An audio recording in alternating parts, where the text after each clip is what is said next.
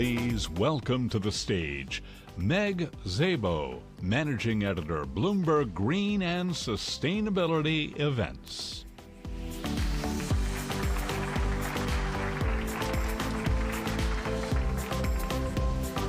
Good morning, everyone. Welcome to Bloomberg Green, New York. I am thrilled to welcome you to our New York headquarters on this very rainy day in a very busy week of UNGA and New York Climate Week. I know that you all have a lot of places to be this week, and so we are grateful that you decided to join us here today. Today we'll be focused on solutions, so trying to kind of move beyond the rhetoric a little bit and really talk about getting to the core of how climate is impacting business, finance, and society. So we will really be focusing on those issues today and talking about the great work that all of you are doing here and continuing to talk about how climate is evolving currently in this space. But before we get started, a couple of quick things. First, I would love to thank our supporting sponsor, Suzano. And we would also love to hear from you throughout the day today. So please join us on the Wi-Fi, which can be found on the back of your badge. And you can also engage with us on social media using the hashtag #BloombergGreen. We begin with a look at sustainability and AI and its evolving role with two of the most inspiring women that I know, and I'm so honored to be able to introduce today. So please join me in welcoming to the stage Amazon's Chief Sustainability Officer, Kara Hurst, in conversation with Bloomberg's Carol Massar.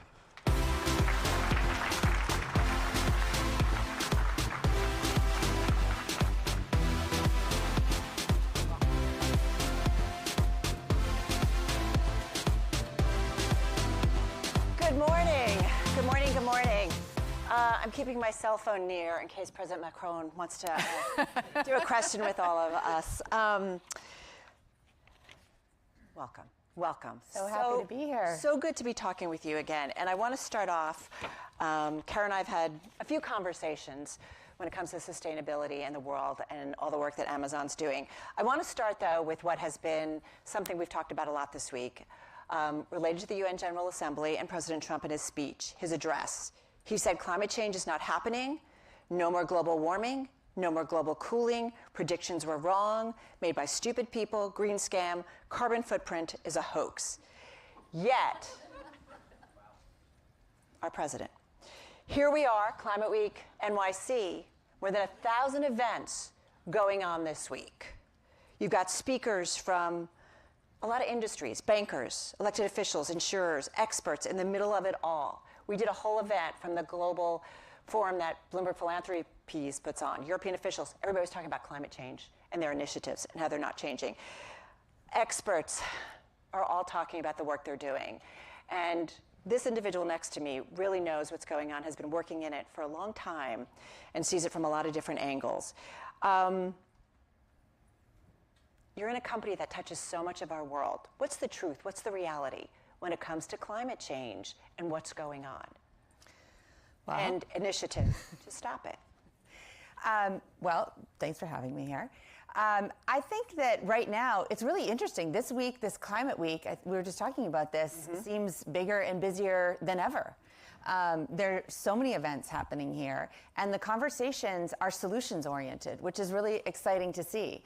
And that's where we're focused at Amazon. We are in so many different industries. We've taken a long-term commitment to be net zero carbon across our global operations by 2040. And really what that means for us is we have embedded sustainability within our company. It is throughout all of our operations. We think long-term as a company, and that's what we're working on and will continue to work on. These are very long-term plans. They have been for many years. I've been at the company for 11 years, and we think long-term. And so that's what we're working on, and that's what I talk to all of my peers in other companies about. These are things that take a long time to address. So that's what we're focused on. That's what we're working on all around the world in the different industries that we're in. I want to pull up a chart. Bloomberg Intelligence did an ESG executive survey, and they found, like Kara and Amazon, the majority of respondents, 55%, think that they will meet their net zero targets versus 18% who said no and 28% who don't know. Because there's been some reporting about backsliding. You and I have talked about this narrative that is out there. I will say it's safe to say when we have somebody come on air that what they might say publicly versus what they're doing behind closed doors in terms of sustainability. They're continuing their efforts, but don't really want to put a spotlight on them. Help me make sense of the narrative that seems to be a pushback maybe on renewables. And I talk a lot about the US because of what we've gotten from the White House. And everybody we talk to says we're watching the US. They're a big player in either helping us advance climate initiatives or slowing them down. Yeah, I think that the power demands that AI is bringing and all of it, this is real. So I don't want to shy away from that. We always knew that a lot of these things are big, aspirational, hard goals. But these are things we have to strive for. This is both a very decisive decade and a decade where we're going to make a lot of change. And the technologies that we're striving for, they're available. We need to scale them. We need to scale them fast. The changes that we're making operationally need to happen now, but they're happening. So a couple examples. We committed to be renewable across our global operations. We had initially, when we set our goal to be net zero carbon in 2019 for 2040, we committed to be 100% renewable by 2030. We actually hit that in 2023. So 7 years early. We're the largest corporate purchaser of renewable energy in the world for the last 5 years running. But we've added now nuclear to that and expanded to clean energy because we need to keep up with the energy demands. When we set that goal, we also didn't anticipate that there would be a global pandemic. We didn't anticipate the supply chain crisis. We didn't really anticipate, we were working, obviously, AI's been around for a long time. We're working on AI, machine learning, but I don't think we anticipated all the way that AI would come. So everything that comes, we go with it, we innovate, we grapple with it, we'll figure out how to scale new technologies. So this is what we do. We innovate, we change, and we grow with it. And I think that, much like the electric delivery or electrification of our fleet, the progress has been fast. So we also ordered 100,000 electric delivery vans at that time. We now have 35,000 on the road. Why is it happening sooner? Was it that when you guys laid out targets, you said, let's be a little conservative with this because we just don't know, it's somewhat new territory, we're moving, but why? It seems like you're able to hit it faster. Why is that? I think some of this we don't Not know. Criticizing, no. great. Yeah, I mean, some of this we don't know how fast we can go or what will be enabled. Some of this we don't know. People ask me all the time, what do you think the timescale of nuclear will be? Honestly, I'm not exactly sure. Nobody is. But we need to go at it fast and with scale, and that's what we're able to do. So I think continuing to invest, continuing to say this path also won't be linear. There will be years where there may be, we're not going to hit the goal that year, but we'll go and hit it again the next year. So as long as we continue to go after it and make progress, I don't think, what other choice is there? We need to continue to try to make progress on this planet towards our goals. Listen, you guys put out the climate pledge back in 2019. Went back and listened to that initial announcement with Jeff Bezos. The pledge was about improving the CO2's own direct actions, impacting your ecosystem, both upstream and downstream. Talk to us about the pledge today. How many people are on? How many people against a narrative that sometimes feels like it's pushing back against the idea of climate change? You're still signing people up. Yeah, this is something we didn't know if it would work. So we took this goal across, what is a very big set of operations and a big commitment for Amazon. And then we decided we wanted to make it a pledge because we thought if we invited others in and talked about what are the successes, what are the failures, and if we worked with the heavy industrial industries that we're in, right? So cement, steel, shipping, and tried to invite others in and say, how do we work together to send big market demand signals to change industries? We announced this week over 600 signatories to that pledge, which is amazing. And 100 of those in the last year. So we are continuing to see progress towards that goal. But the thing I want to emphasize is it's not just about signing up to a pledge. It is about really moving from a pledge to progress. And so we have 21 joint action projects that are about working together to decarbonize operations. That's where the action is. So these are things like a project called Lane Shift, where we work in India and in Latin America on middle mile decarbonization for heavy duty electric trucks and building electrification infrastructure in those places where they need to leapfrog and get to that electrification infrastructure, working with C40 and mayors of those cities. We have projects working on innovative materials, and so thinking about how do we change textiles, how do we get after that. We have all kinds of different projects, regenerative agriculture, where we come together and we say this is something we need to tackle as an industry, working on ports with the Zero Emission Maritime Buyers Alliance. And these are really exciting things we can do together as industry. Downstream, upstream, you're seeing the improvements, the advancements, the spreading of information. It's happening. It's happening. It's happening. One thing I want to ask you about is AI and sustainability, because part of the climate pledge, right, you guys talked about the importance of data and tools to measure climate impact and then figure out actions off of it to reduce that climate impact. But I also think about data is what's making AI so powerful and generative and LLMs and all that. Talk about AI, how can it be, like in the next decade, a net positive for sustainability? Or when we think about data centers, the impact on the environment, the risks to climate. Sure. Where's the balance? How does that happen? I love this question because I think one of the only narratives we're hearing right now is the huge impact that data centers have on energy demand.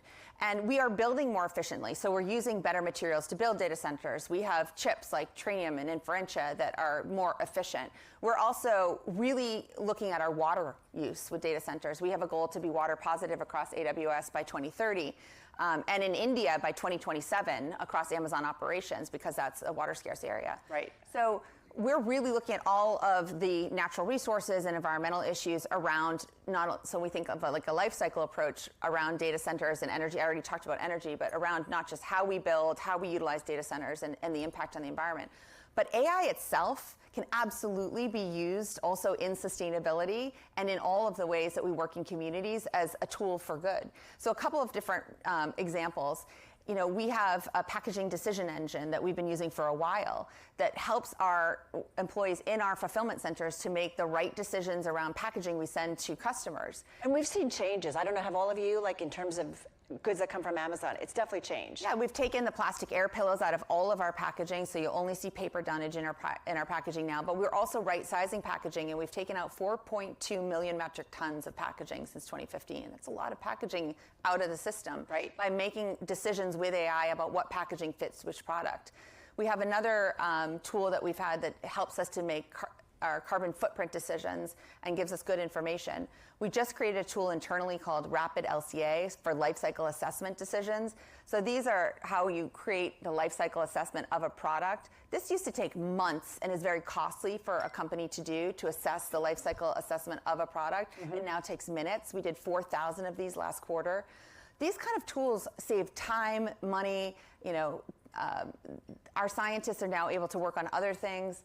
But we also have ways that we're using them in communities, humanitarian ways. So we're using them, Hurricane Helene. It hit, in Tennessee and North Carolina last fall. I love this example because it's both kind of for the people on the ground, had an impact, and also our first responders. So we were able to use AI in that community to go in. We mapped with drone images an area, 28 square mile area. And we mapped 32,000 drone images, and then we're able to, with AI, to process those very, very quickly and get that information to first responders to tell them where they needed to go right away, but also which terrain was unsafe so that they would be protected. So AI can get that information into a community in a disaster in minutes. And those kind of uses to work in community and work with our nonprofit partners is critical. Well, I want to go back to though, in terms of like power and AI, because I think there are folks listening, and we've had we've talked about this, we've talked about with your team, Amazon Web Services, the hyperscaler, lauding AI when it comes to sustainability, and I'm sure people ask you about it. And I know we have another chart just to get an idea of the surge in power demand from AI data centers. It's Amazon, it's everybody. Power demand from AI data centers, and I think we have the chart, is expected to quadruple in 10 years. So do you feel confident enough that in that next decade, as we scale up, Kara, that we'll see AI as that net positive for sustainability, or will it kind of the energy appetite risk potentially outweigh the climate gains? I think we'll have to see, but we're working incredibly hard to kind of pull those curves together. And I think a lot of this demand, there's a little bit of double counting in some of this too, because we see the counting of the demand from us, from some of the other hyperscalers, and then we also see the demand from the folks who are trying to sell into us as well. Right. So we've talked a lot about that actually within the industry. So I think we don't know yet what the demand looks like, and we don't know all of these things I'm talking about where the efficiency of what AI will drive. What's the collaboration among, like I'm thinking, the major hyperscalers when it comes to AI? I mean, you guys have all thinking about it. You want to make sure you have the energy that's necessary and so on and so forth. What's the collaboration? We talk a lot, especially sustainability. There's a huge amount of opportunity in sustainability for pre-competitive collaboration, and the Climate Pledge is a great example of that. It's an area where we have these joint action projects, we come together, and not only as sustainability professionals, but we have what we call a science club. Our scientists come together. We have a communications collaborative where our comms people come together. So we have different folks within our companies who are coming together as well, which I love. I want to go back to water because I have to say, like 20, I've been doing this a long time ago, and I talked about wanting to do this like big documentary about water as the next great commodity, and everybody's like, no, we're gonna be fine. Well, here we are, right? And water's an issue, and you talk to a lot of different industries, and they think about it. You guys did have some news this morning. Talk to me about Water AI Nexus. Yeah. I think this is interesting. Yeah, we launched a center today, which I think will be really interesting, a virtual center, and it's a combination of big utilities, academia, Amazon, and we're going to surface best use cases for how we can have AI can help on the water AI nexus. And so University of Pennsylvania is involved. I think it's going to be really interesting. We want to figure out how AI as a tool can help in detection. We have some use cases in agricultural commodity supply chains. We found some, leak detection, for example. We had one example where AI helped us to figure out a leak detection and save 9 million gallons of water that we wouldn't have otherwise been able to detect. So things like that, when we have these examples in our own supply chains and in ways that we've seen AI help, that's an exact example where that benefits no one if we keep that to ourselves. So get that out there, make a use case of it, and spread that as wide as possible. So we want to have that through academia as the great people to write those use cases up, right? Yeah. And then the utilities to say, here are our problems, right? Here are our problems in energy, or here are our problems in infrastructure, and then as corporates, how can we help? So that's why that Center of Excellence exists. And for any of you here who might want to, utilize that or have use cases or, even problems, that's where we want to hear from you. When there's road bumps, for an institution, and I don't know if it's easier I'm assuming, because there's resources with a larger organization like your own, but I think about, upstream, downstream, like the various, all the companies that you guys work with that's within your orbit. Is when there's a roadblock in terms of sustainability initiatives for a company, is it money? Is it resources in terms of doing? It can be. I mean, I think all of us only have 24 hours in the day, and you've already named so many issues that we need to focus on and work on. I mean, it's been a heavy week. It's been a heavy year. Well, I mean, and I think about all the things my teams focus on, right? We're working on decarbonization through all of the different, Amazon, we have our web services business, our Whole Foods business, studios business, devices, we make product, our retail, our fulfillment logistics, Kuiper, our satellites business. So we're trying to understand all of these industries and how we impact the world and how we can make changes to those businesses. And then we focus on water, on biodiversity, on preservation of nature. I could go on. Yeah. So all of these, it's a lot. All of these issues, and we're also looking at human rights and labor and protecting people in our supply chains and how they make all of these products and services. And we're focused on trafficking initiatives and all kinds of things. So we are really focusing on a wide array of initiatives, and then we're looking at new technologies and innovation and how we bring those in and invent, and then focus on the customer and how we communicate to them and involve them and invent on their behalf because we're customer obsessed. Right. So yes, there's a resource issue there, even though we're big, and I am very lucky to have incredibly talented people and a huge team that can focus on this. There's only so many hours in the day. So this is also, I want to mention the Sustainability Exchange. Yeah. Because we launched this, and I think this is a great place where we've also open sourced as much as we can. There's 7 different areas like buildings, water, all kinds of playbooks that we've put out there that were formerly proprietary information of Amazon. We've also had 40 other companies put their resources out there. So again, another place where we're just trying to put everything we can out there. I really just, if it's not coming through strongly enough, I truly believe open sourcing, putting information out, and having others share is the way to go. I want to ask you on the retail kind of side of it and selling, consumers, are they increasingly, are you seeing signs when it comes to Amazon goods that they are looking at kind of the carbon footprint, where things are made? Like, tell me what you're seeing. Or is there more interest in buying things that maybe have less of an impact on the environment? So they are. I'd frame it slightly differently. Okay. We have a program called Climate Pledge Friendly. So have you seen that? It's a green leaf. Right. Being customer obsessed and the company that invented the one-click, we want to make it super easy for our customers. So we did years and years of scientific research around external certifications and standards. And there are many, many eco labels out there. I think there's something like over 800. We took it down to 20 and launched with those a number of years ago. And now we're up to about 50 that we think meet an incredibly high scientific bar. And so what the customer sees is a green leaf. What's behind that is years of scientific research that has been vetted by academia and European Commission and lots of different really high bar, credible institutions. But again, for the customer, they don't care about the carbon footprint so much or that detail. Some do, and if they want to, it's all there for them and they can deep dive it and go into it. But the majority of folks just want the simplification and to know that someone else has done the work, but they are buying. And what we're seeing, Harvard Business Review just did a study on this. So again, another group, not us.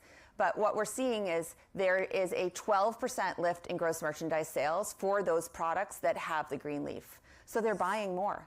And that number is even higher in Europe. And it's higher for certain brands, and these are the best sellers for those brands. So it's really interesting where we didn't know if customers are buying more sustainable products, they are.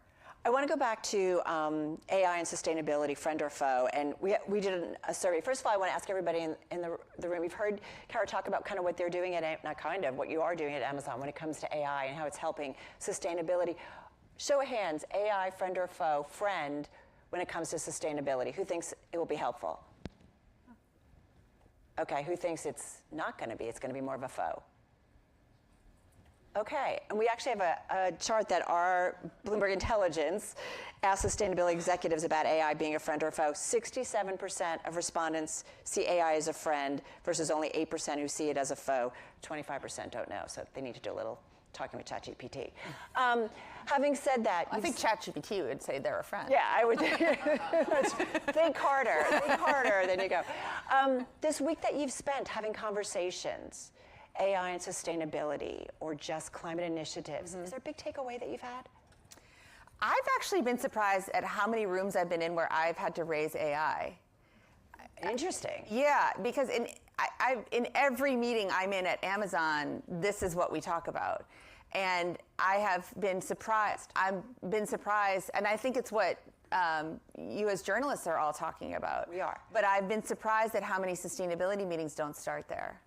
So this. When you bring it up, or do you? I've been bringing it up. I think those of us in tech, it's a natural kind of. It's in our DNA. But I think for many companies, especially maybe for also some of my sustainability colleagues, they're not sure how it interacts with our world yet. And so I think that's been interesting, and that's also why I'm really passionate about things like the, Center for AI Excellence in Water, and there's going to be initiatives that we need to lead with for those of us who have the tech teams and have we're inventing a lot, with Nova and with things that Amazon is creating. We need to be out there leading and showing the innovation and saying, this is how it's going to work. We created a tool at Amazon that detects for food waste, food that's about to go bad. This is in our India teams, in our fresh business, that then can get that food to people right away and donate it before it goes bad. So these are not only things that are going to benefit us, but anyone who has a food business or anyone who works with a food bank.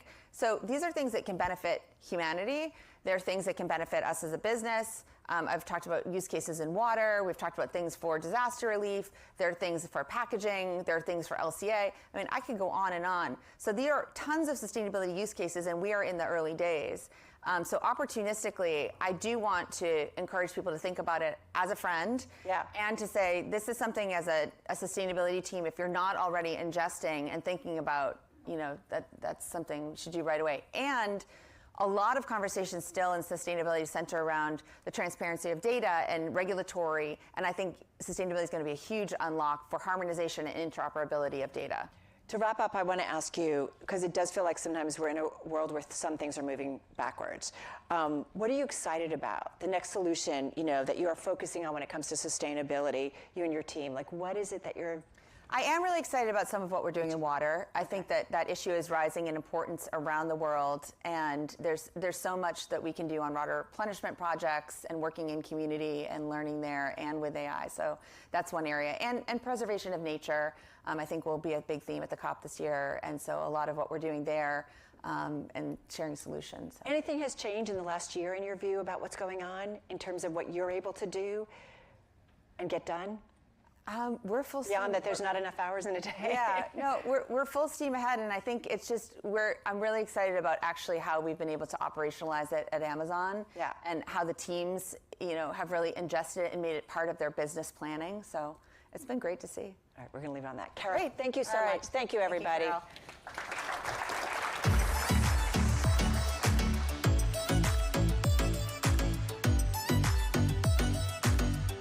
Please welcome to the stage Sumant Sinha, the founder, chairman, and CEO of Renew, for a conversation with Bloomberg's Aaron Rutkoff.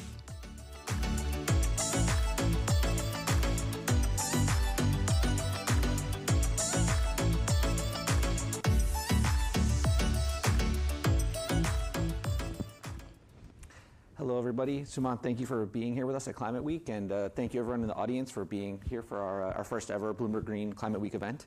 So just by way of quick background, for people who don't follow India's renewable giants, Renew is about 15 years old, and Sumant is the co-founder, the second biggest renewable company in India. True. Yeah. And it listed on the NASDAQ, $3 billion market cap, and growing really fast, like 20% growth since last year. Is that right? That's right. So I wanted to start with just some big picture on the world of renewables. I think probably everyone here knows that China is in a class by itself, with as much renewables built in the first 6 months of this year as pretty much like everyone else combined. But it's probably a little more surprising to look at who's in second and third place on that list. So, India is in second place globally for the first 6 months of this year with 24 gigawatts of newly built solar panels. That's up by nearly half from last year. And then just behind that is the United States at 21 gigawatts, even with the dramatic turnabout under President Trump. So I guess I wanted to ask you, is building renewables in India more like building renewables in China, or more like what it's like in the US right now? Thank you so much for having me, first of all. Look, it's terrific to be here around Climate Week because there's just so much going on at the same time. The Indian clean energy market is actually really taking off. Last year, we added about 30 gigawatts of total solar capacity, and with wind, it was about 45 gigawatts. This year, we'll probably get closer to about 55 gigawatts. So to your question of whether we are more similar to China or to the US, I think we have a path that we are following that is our own. China, I think, is in a different league. As you said, they're big in manufacturing, big in capacity addition, and so on. We are just about overtaking now the US in terms of capacity addition. And I think that lead is going to widen with the stuff that is going on here and with the push that we are seeing in India. So I would say that we'll be adding about 50 to 60 gigawatts a year of renewables for the next 4 or 5 years. And then we'll probably step the pace up to a much larger amount. And the reason fundamentally is that India's power demand is growing at about 6% a year.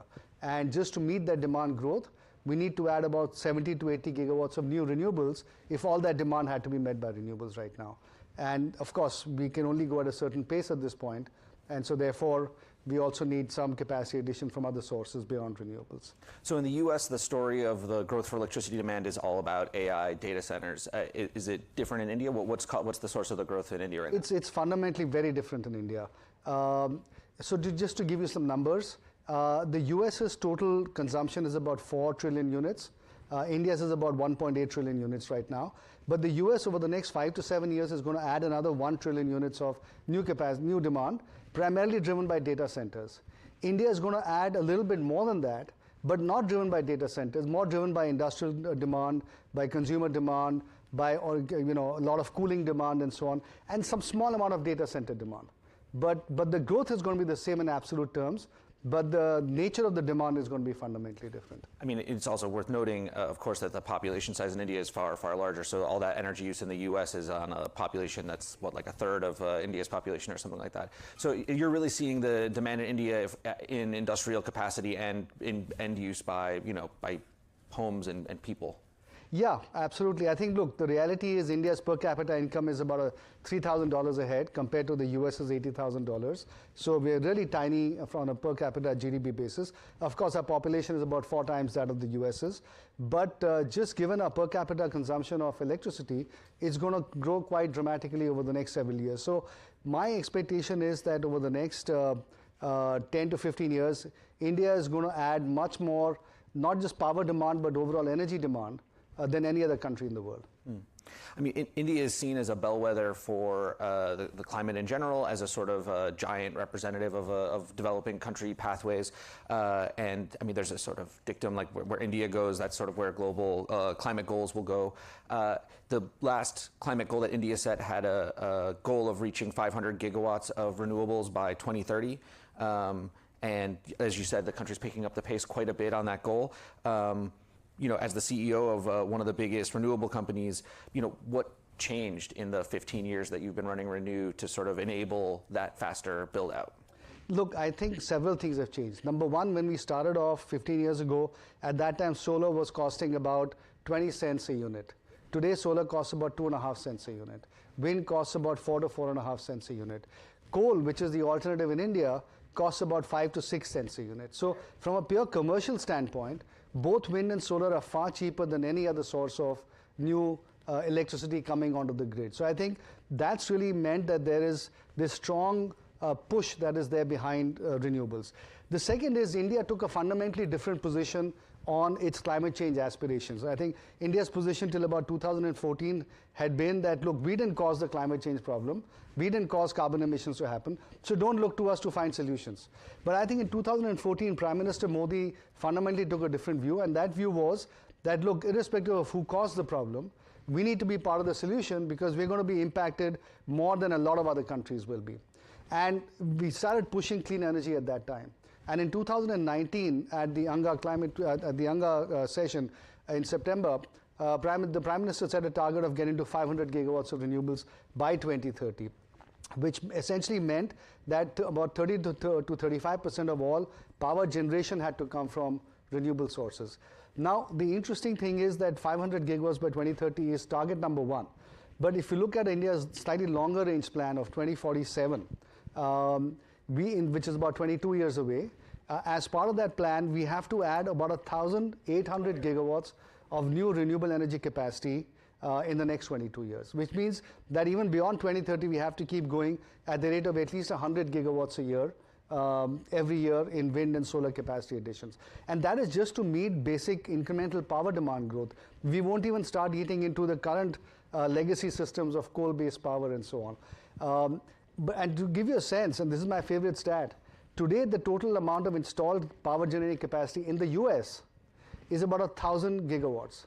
And we have to add almost twice of that in India in renewable energy. Every year? In the next 22 years. In the next 22 years. Yeah. So it's going to require several trillions of dollars worth of investments, not just on the generating side, which is what we've been talking about, but also in storage, whether it's pumped storage or batteries. It's going to require a similar investment in transmission networks. And by the way, this is only looking at the electricity part of the energy value chain. If you start looking at the green fuels part, or the green molecules part, which is green hydrogen, green ammonia, in which, by the way, India has now made a pretty significant move forward. Unlike almost any other country in the world, we have now auctioned off green hydrogen projects for supplying into oil refineries. We've also started doing the same thing for providing green ammonia to fertilizer companies. And those projects are also going to get started. So when you factor all that in as well, it's going to lead to even more capacity addition on the energy side. So India is a very large market already, and it's going to grow fundamentally a lot more over the next 15 to 20 years. And just to be clear, so there's 5 years, or I guess a little bit less than that now, left on the 500 gigawatts goal by 2030. Right now, India is like behind the pace for that goal, right? Are you optimistic? No, not really. We are at about 240 gigawatts right now. And as I said, we'll be going at a pace of about 40 to 50 gigawatts a year. So over a 5-year period, we'll add another 250, and we'll get to the 500 gigawatts by 2030. And if not 2030, it'll be 2031, which I think is fundamentally going to be achieved. So we've seen just this dramatic shift in government policy towards solar and wind and renewable energy in the United States right now over the last 6 months. Are there things that you are on your wish list in terms of what the Indian government could do to change policy to make that build out faster or easier? Look, the thing is, all of this is great on paper. Of course, making it happen physically on the ground is a whole different ball game, right? And we all know that. First of all, we need much faster deployment of the grid infrastructure. That needs to get built ahead of time as well. The second is grid management. With all this intermittent renewables coming in, means that we need a lot more storage. So that has to come in. We need demand side management mechanisms as well. So all of that needs to come in. And then land is really a big factor. Ultimately, there's competition for land. There are some parts of the country which are barren land, and so therefore setting up solar capacities is not that difficult. But there are lots of other areas where there's agriculture going on. And so therefore there is competition for land. And dealing with small landholders is a problem from a land acquisition standpoint. So those are problems that we have to solve as we go forward. There's no other solution. I think the one piece of good news is that one thing that everybody talks about is the requirement of capital. I don't see that as being a problem. There's a ton of equity capital. There's a lot of debt capital that is willing to come in and invest. And so I think the important thing to get capital is to have properly designed policies, to give policy certainty for the future, and to make sure that the returns that are available to private sector operators are reasonably okay. And if that is the case, then capital does come in. So, I mean, that's been one of the big storylines around COP every year, the difficulty for developing countries in accessing capital. So you're saying it's in this era, it's not so much a problem anymore? Well, India's rating is BBB, so I think we are still investment grade. We can still get capital in. I think the issue is really for a lot of other smaller emerging market countries, especially in the African continent, where your grids are fragmented, where demand is small, where the political system is what it is, and sometimes your ratings are, the credit enhancement has to be there to get capital to come in. But at least as far as India is concerned, we don't see that problem. So speaking of COP, I mean, you were telling me backstage that you're undecided now on whether you're going to be going to Brazil, but I know you're someone who follows COP closely and has been over the years. And so as someone who pays close attention to this stuff, I was wondering what you made of China's new climate goals yesterday. Particularly, there was the target to increase their wind and solar capacity by what seems like a very modest 6 times compared to 2020 levels. I mean, that seems like a layup that they'll for sure get. So what did you make of China's announcement? Yeah, look, I haven't gone into too much detail on looking at China's announcement and how that figures in the sort of the world's attempt to bend the curve to a level where we don't cross maybe now 2 degrees centigrade, because 1.5 seems now in the rearview mirror. My sense is that what China is doing is actually quite incredible. I think the amount of capacity they're adding is just unbelievable. Basically they're adding 1.5 times the generation capacity that is being added by the rest of the world put together. So they're already doing a lot. It's just that it's a big country, power demand is growing as well, so they still need to add other sources of energy. So I would say that at least what I've seen happening with a few countries is that they tend to underpromise. And let's hope that that is the case here as well. Well, so I mean, you described it as what China's doing is incredible, but it also comes at some downside risk for some of your ambitions. I know Renew is trying to become a bigger domestic manufacturer of solar panels. Obviously, what we've all been watching, the huge overcapacity of China's solar manufacturing end up in countries like Pakistan and Vietnam and all across Africa. I imagine that they must be coming in a lot to India as well. So does a sort of competition with China in the manufacturing of solar panels, how does that affect your goals and becoming a bigger builder yourself? Look, let's be clear, Aaron. Right now, nobody can compete with China on solar equipment. I think it's just impossible. They have a level of scale. They have a level of ancillary components, R&D, that they've just brought the cost down to a massive level. Obviously, they have a lot of overcapacity as well. And they also have a policy where if any country wants to set up manufacturing capacity, it's very easy for them to go in and sell at prices where domestic industry will not get developed. I think what India has done is actually something quite different. We basically said that, look, we don't want to be dependent on any other country for renewable energy equipment. We already were making wind turbines in India. And so for solar, we had to do the same thing. So the question was, how do you do that? How do you do that? We essentially did a very simple thing. We imposed barriers to imports from China. And we did that first for modules. Now we're doing it for cells. The idea is to do it for wafers and polysilicon as well. And once the government gives you that signal, and it's a clear signal, and it's forward-looking, then we as industry are able to make the investment happen. And so if you ask me honestly, I would say the cost of making modules and cells in India is higher, more expensive than it would be if you were to import it from China. But then that would lead to a total dependence on China for equipment, right? And today, India imports about $200 billion worth of fossil fuels every year.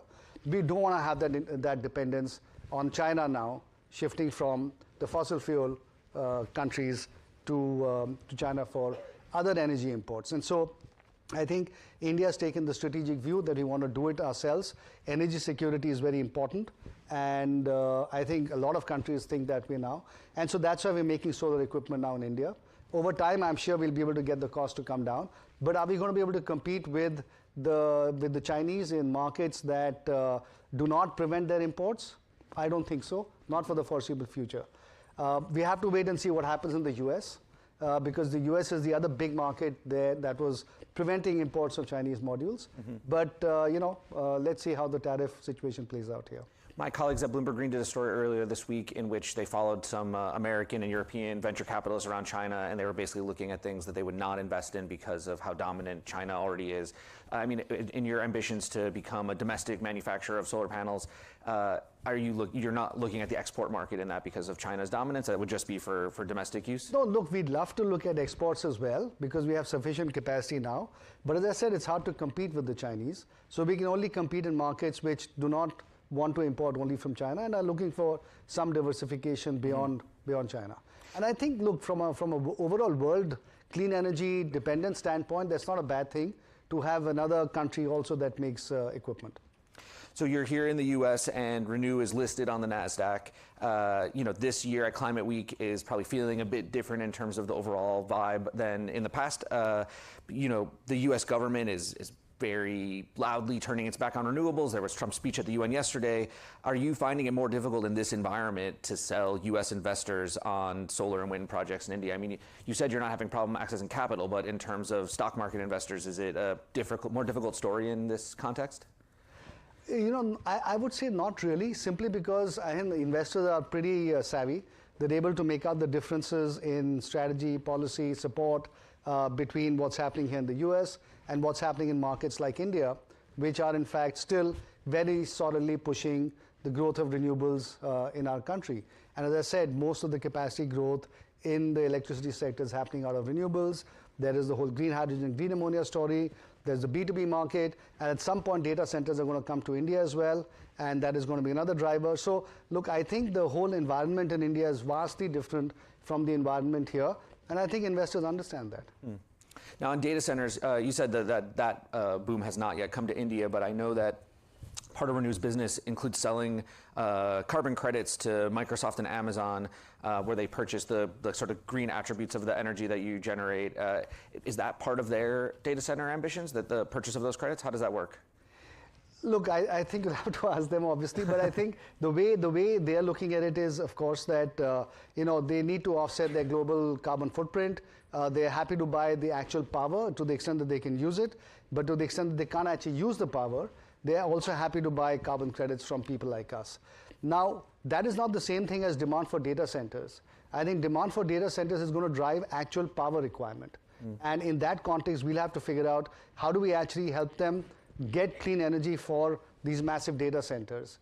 And all of that requires planning, by the way, because it's not like there is enough transmission sort of capacity available, that there isn't enough land available. All of those things will have to be planned for, because each of the data centers is going to have in the many hundreds of megawatts or even gigawatts of clean energy requirement, and sort of setting that up, planning that takes time. So one of the things we are doing is now we're getting into conversation with the Amazons and the Microsofts and the Googles of the world to really figure out what their plans are in India over the next several years. And eventually, given data localization policies that are being pursued by most governments, most data centers will have to get set up in the country of wherever they are going to supply the data. And India is actually one of the biggest markets, and I was just reading somewhere that for OpenAI, India has the second largest number of users of any country in the world. And so India is going to be a very big market, I think, eventually for data centers as well. And that's going to lead to its own set of, huge amount of demand. But that we'll have to plan for ahead of time. Now, your background before Renew, you were at a wind company, right? And I know that Renew is both enormous in solar and in wind, but you've not been investing in offshore wind power. In the U.S., the big story has been the kind of destruction under the Trump administration of some wind projects, even some that were quite close to completion. Even in Europe, things are not looking great for offshore wind right now. Do you see the potential for India to move into offshore wind? Not really. It's just too expensive. And we have enough onshore wind potential at this point. So why pay double the price for offshore wind? At one point, the Indian government is seriously looking at it because a lot of European companies are coming into India and saying, do offshore wind. But they've sort of fallen by the wayside. So has that push from those companies. Now, we just have about a minute and a half left. Again, I sort of want to spin forward and look to next month, or almost next month. It's 5 weeks from now's gathering in Belém and the events that will happen in Brazil.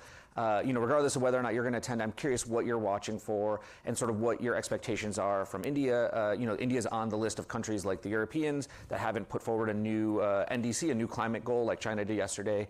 So I guess what are you watching for in Belém, and what are your expectations of India? Well, look, first of all, I think that the world needs climate leadership. Clearly, the US is not providing that. I think the European Union has to step in to some extent. They haven't yet come out of their NDCs. It'll probably happen in October. So we'll have to wait and see how ambitious they want to be about it. But I think that's one of the things I'll be watching out for. India also has to come out with their own NDCs. But I also know that, like China, India is also likely to downplay a little bit the targets because we don't like external pressure. But having said that, the reality for countries like India and China is that clean energy is the way forward. We don't have a lot of fossil fuels, and so therefore we have to make sure that we find energy from other sources.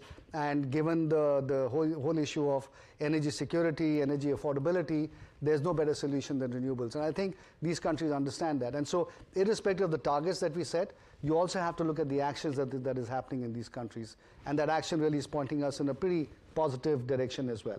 So I would say COP, more than anything else, I would expect and I would want the world to get together, the rest of the world at least, and reaffirm that that climate change is important and that we have to continue to go down the path of bending the carbon emissions curve as steeply as we can, which right now is looking difficult, but hopefully that's what I'll be watching out for.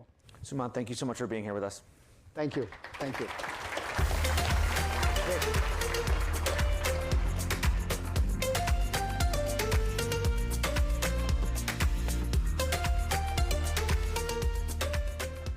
Founded in Brazil over 100 years ago, Suzano is the world's largest pulp supplier and a major paper and packaging producer in the Americas.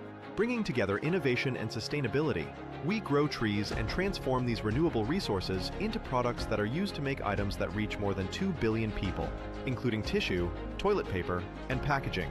Sustainability is integrated in our business strategy, and that's reflected in our 15 long-term goals, such as tackling the climate crisis and conserving biodiversity. Suzano, we plant the future. Please welcome to the stage Malu Paiva, the Executive Vice President of Sustainability, Communication and Brand at Suzano, for a conversation with Bloomberg's Lauren Keel.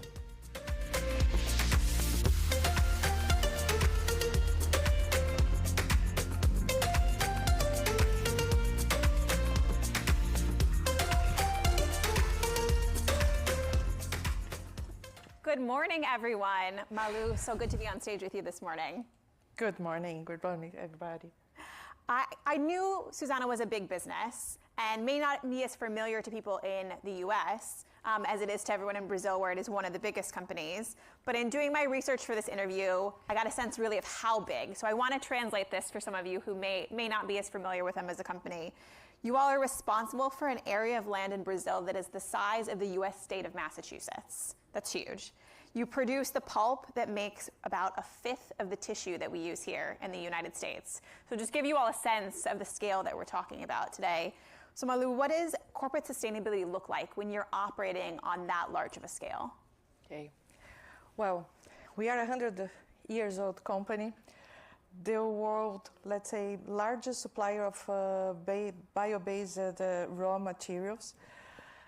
And as you said, we are not well known here, but I'm sure that today if someone has already changed a diaper or used the towel paper or is wearing clothes that contain rayon, Suzano is already part of your life, let's say. We have pulp as our main business, but we also have the production of paper, right? And also have just done a joint venture with Kimberly-Clark outside North America. So now it will make us to reach about 70 countries with brands like Kleenex. So we are moving up on our value chain. And with our products, we think we reach about around 2 billion people on a daily basis. So it's quite a responsibility. Talking about sustainability, let's talk about first, the environmental agenda. 1.7 million of hectares of planted forest, the commercial forest, right? Plus another 1.1 million of native forests that we set aside for conservation only. We don't touch them. But we plant our commercial forests on a way that we interspace the two types of forests, because that's quite good for the environment. It creates a much more balanced environment. We have also a very strict regulation about deforestation. I want to let clear, we are not cutting down the Amazon to produce any of our pulp or our paper. We have a very strict policy on deforestation. I mean, also on all our value chain. That's really something that we take really very seriously. We have the most relevant, strict certifications.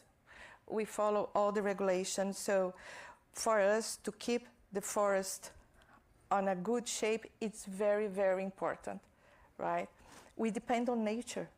We are the first one that wants to keep it well.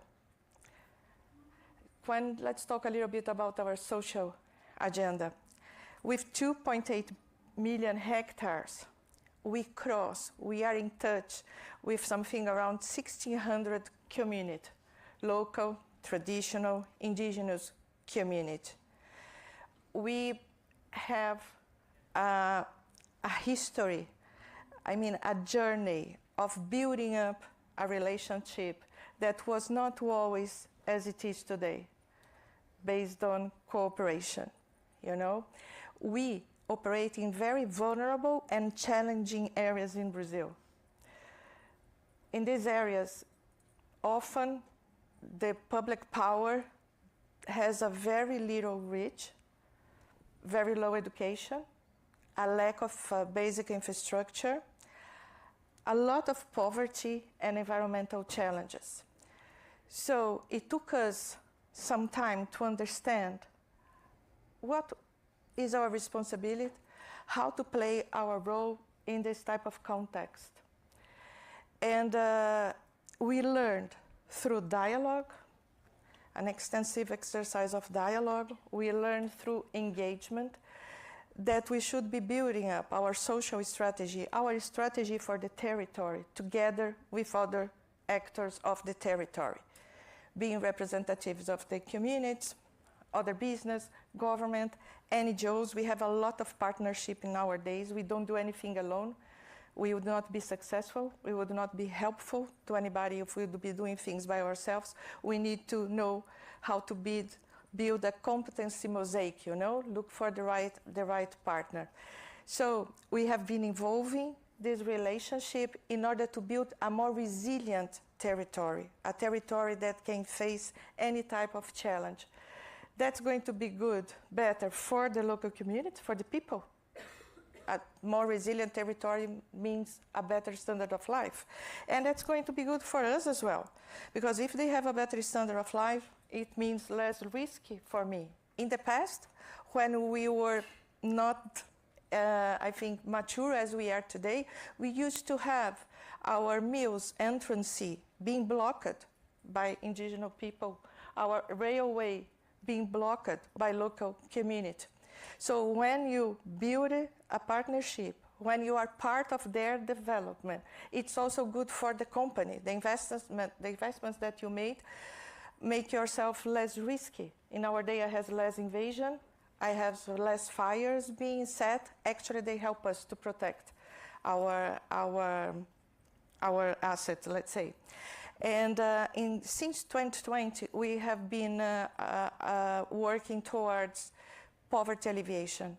We managed to contribute to uplifting 100,000 people already, and we want to have another 100,000 by 2030 out of poverty.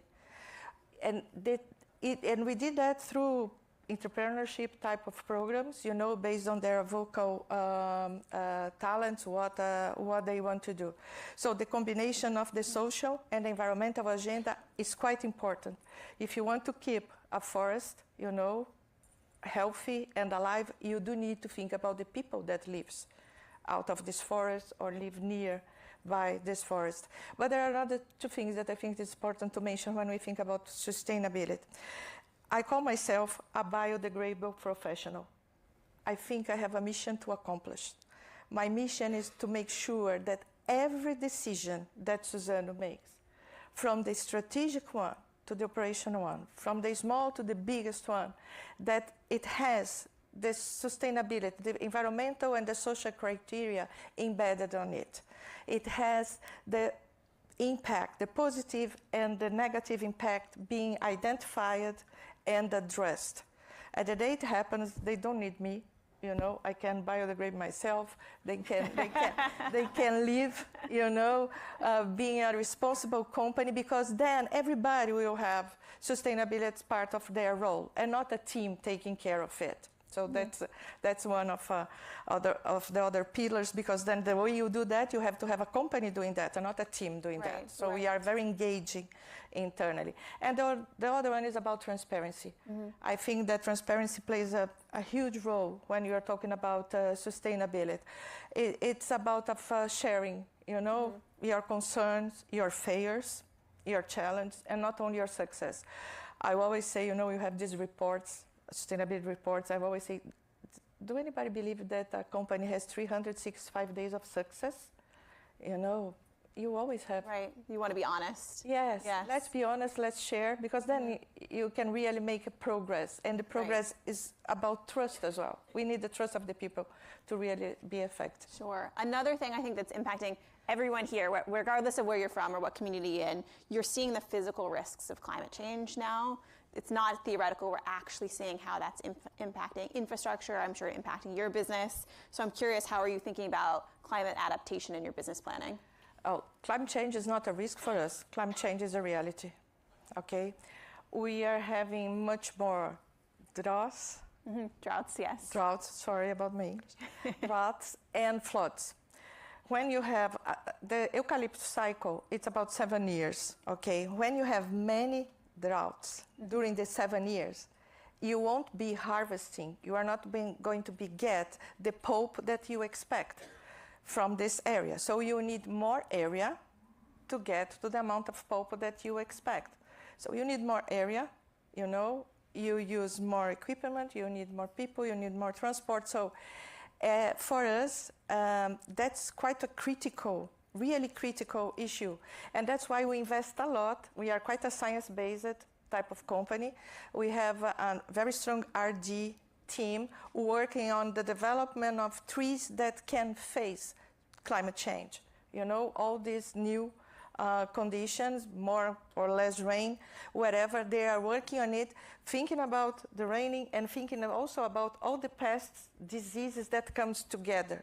So we invest a lot, you know, to live with this climate change thing. But it also impacts our logistics, as you can imagine. I mean, how we are going to be transporting things dependent on the weather. And one thing that we are doing as well, we are not thinking on climate change only within our fences ourselves. We have established a partnership with indigenous group from the state of Maranhão. Indigenous people, they are well known as the best guardians of the forest. So we equip them with everything that they need to fight and to prevent fires.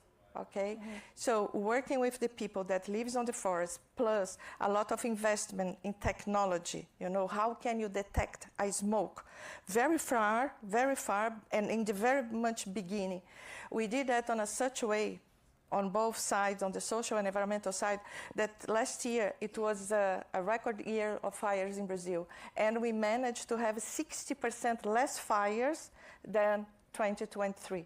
And because we invest on the technology, but also because we really value, you know, and recognize the people's role on it. And we are not doing only within our fence.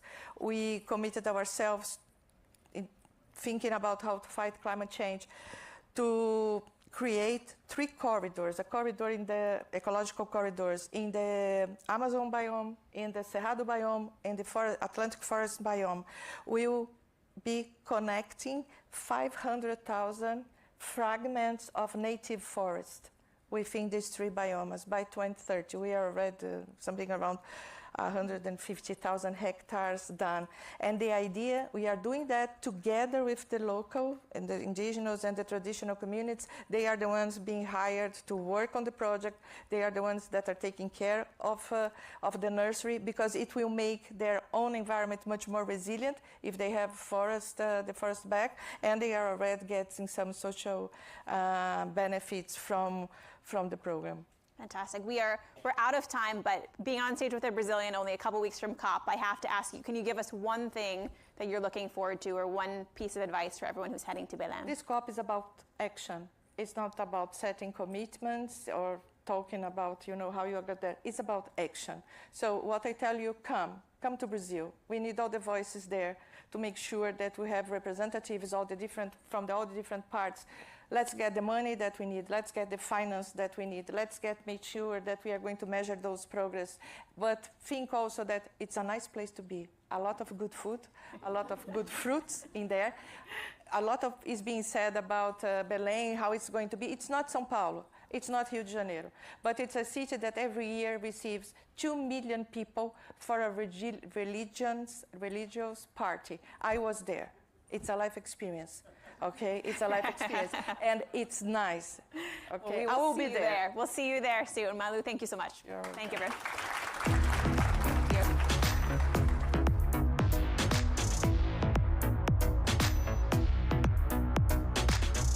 Please welcome to the stage Jessica Roswall, the Commissioner for Environment, Water Resilience, and Competitive Circular Economy at the European Commission, for a conversation with Bloomberg's Francine Lacroix.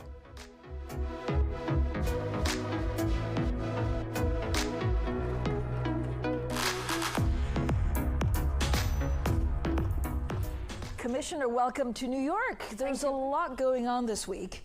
And so you're here really to try and make sure that crystallized in everyone's mind is exactly what the European Union wants to do on the environment and the circular economy. First of all, there's so much talk about defense and defense spending in Europe. Does that crowd out everything else, including climate change and nature funds? Thank you for having me. I'm very happy to be in New York, even though it's raining today. The question, of course, is a question I get quite often, actually. And what about the investments that is needed in the green area? But we are in Europe focusing on a lot of things at the same time. For a politician, to be honest, sometimes that is difficult, but we try to focus on one thing at a time. But yes, of course, we have a lot of focus on security, of obvious reasons. We have war on our continent. But that is also why we need to invest in preparedness, which is also something that is green when it comes to water, for example, or having soil. So I would say that I try to link them And also when we talk about security, we need to focus on competitiveness. So we have the money to also invest in climate adaptation and security. And there is where I think a lot of things that I'm working on, circularity and water, is also a possibility and opportunity for our industries and for the world. So can you explain or remind for a lot of the people in the room and watching at home where exactly the environment is in terms of priorities for the European Commission? Very high. I mean, we have set high goals when it comes to the climate and environment.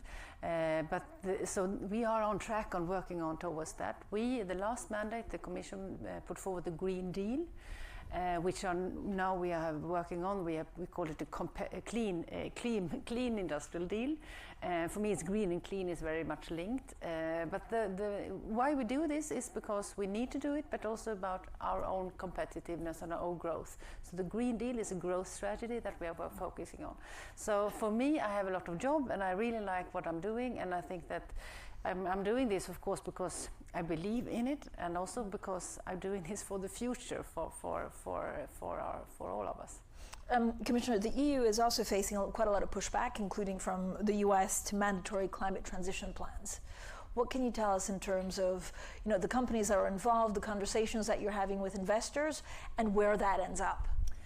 So when I talk with industries, of course mainly in Europe, but also otherwise, I think they are doing the green transition, investing in green or clean, because of the climate change that we're facing, but also environmental degradation, but also because there is a growth strategy in this.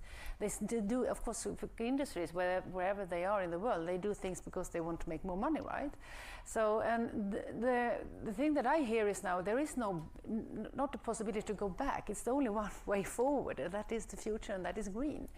So that is what I hear. Then, of course, I sometimes get questions about, well, doesn't it cost a lot of money to do this, focusing on nature or water? Yes, that you can argue, but I would argue the opposite, because doing this in nature, investing in nature, is not a cost, it's an investment. And this is also that industries, of course, know today, because if we don't have clean water or water as such, or if we don't have land that is healthy or air that we breathe, then they also have they cannot be competitive. So I mean, this is very much linked. And back to security is also, again, because if we don't invest in these things, we will not handle whatever crisis that will be in the future. So it's very much linked.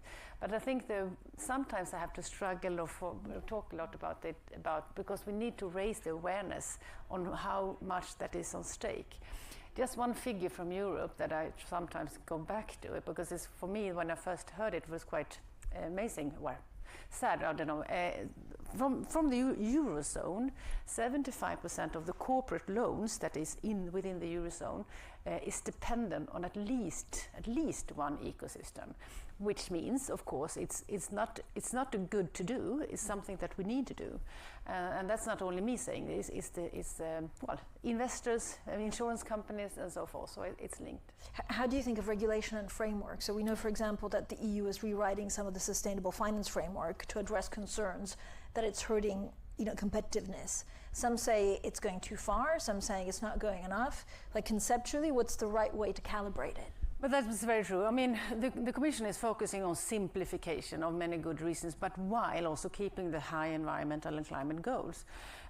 Because we know that a lot of things that we have regulated for good reasons have been it's a big administrative burden for industries, which hinder them to be competitive. That is why we're trying to do at the moment, and we have set up our goal for ourselves that we are going to decrease the administrative burden with 25% for the big companies and 35% for the SMEs. And that's something that we're all working on, and I myself are trying. We have a lot of legislation on environment and water and waste management and so forth. Of course, we need to do the part of how, and here I think that digitalization and AI can help a lot when it comes to administrative burdens. But of course, we also look into different regulations. that can be more simplified and streamlined. But with that said, I mean, we also industries also like to have rules because that's also making... Some industries. Yes, but for the level playing field, that is a good thing, and also for the predictability. If you want to invest, you want to know what is the future, what is the rules for that. So it's to find the right balance. But with that said, we are focusing a lot on simplification for industry, but also for people. Commissioner, investments in funds and subsequently companies that actually address nature risks, including water, but also biodiversity loss, trail climate investment significantly. How problematic is it, and how do you address that? So how you mean, like?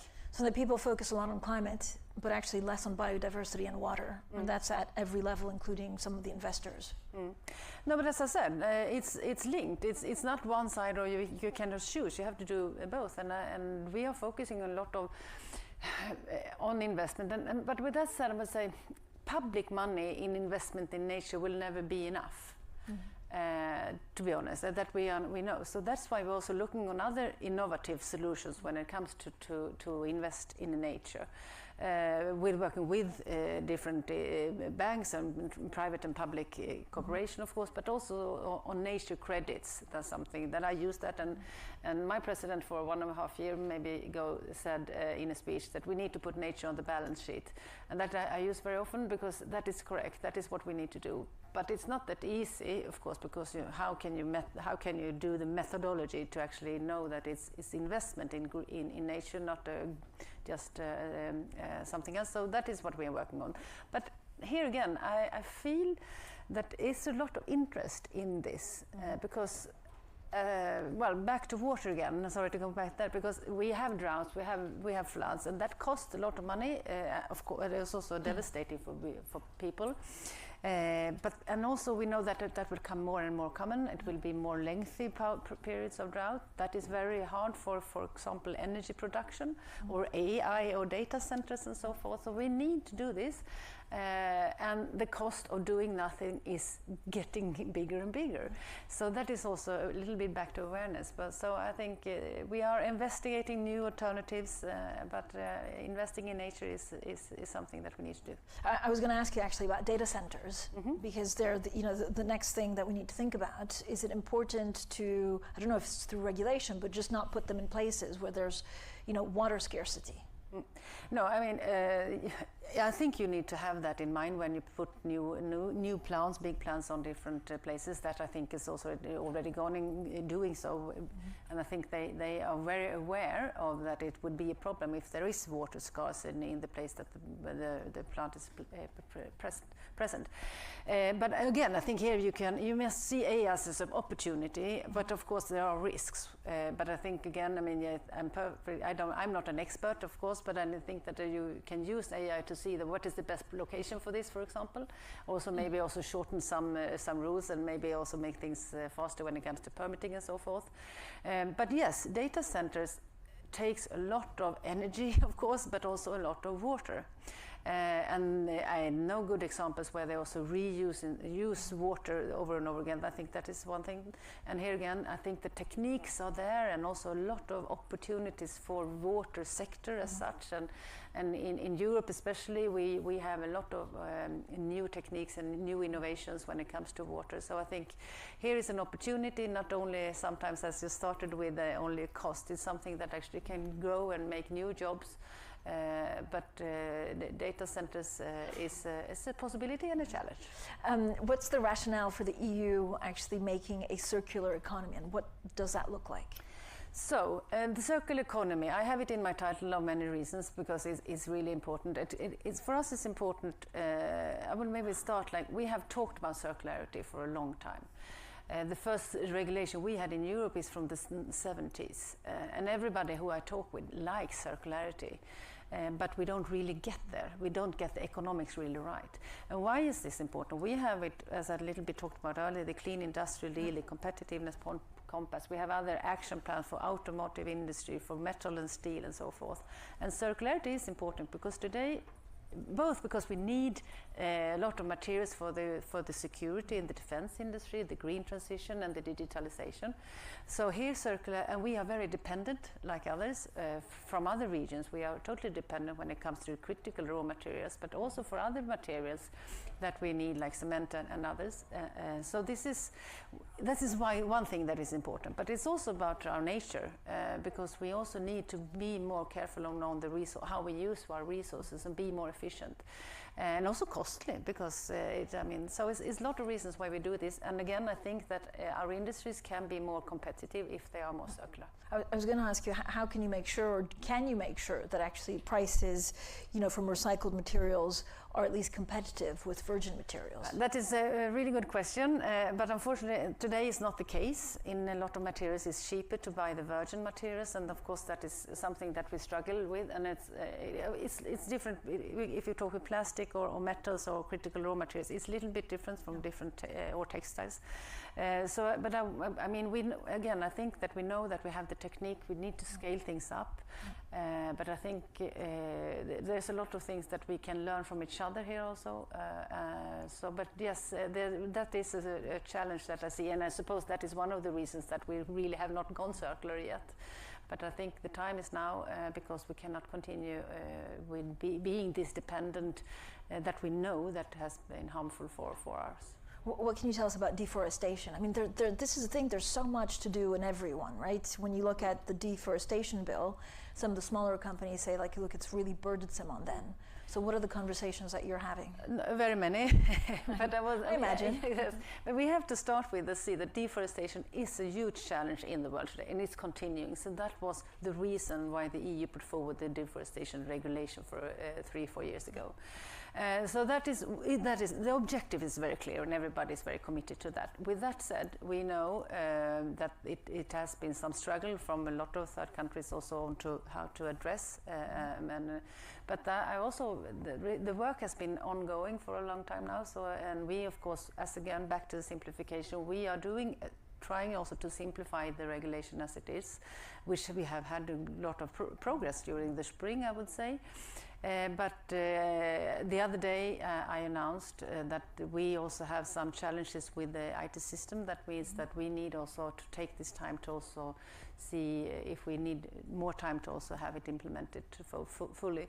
That is one of the reasons for that is because we see business risk for businesses and people. So, but I am fully aware that people feel that it is burdensome, and that is of course not good. But we also need to take care of our environment, and to be honest, I mean Europe is a big consumer. We consume a lot, so we need to take our responsibility in the deforestation, and that was the meaning with the regulation, which is still there. And Commissioner, this is maybe more of a philosophical question, which may be a little bit heavy for a Thursday morning. But do you need trade-offs? I know Exxon stopped doing some of the recycling because they said, for example, regulation was too burdensome.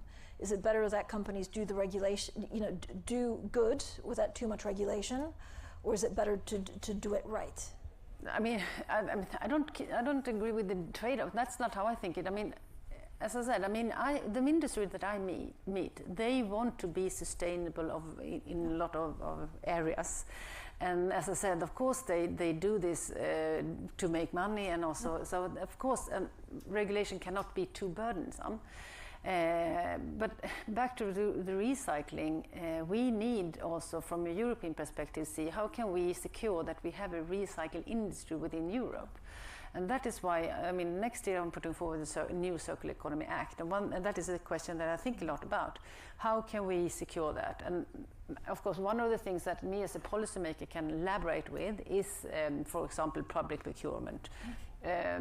That is something, but I would say that all the things that we are doing, I do in very close cooperation with industries, because I think it's never a good thing that is only coming up from, but also together.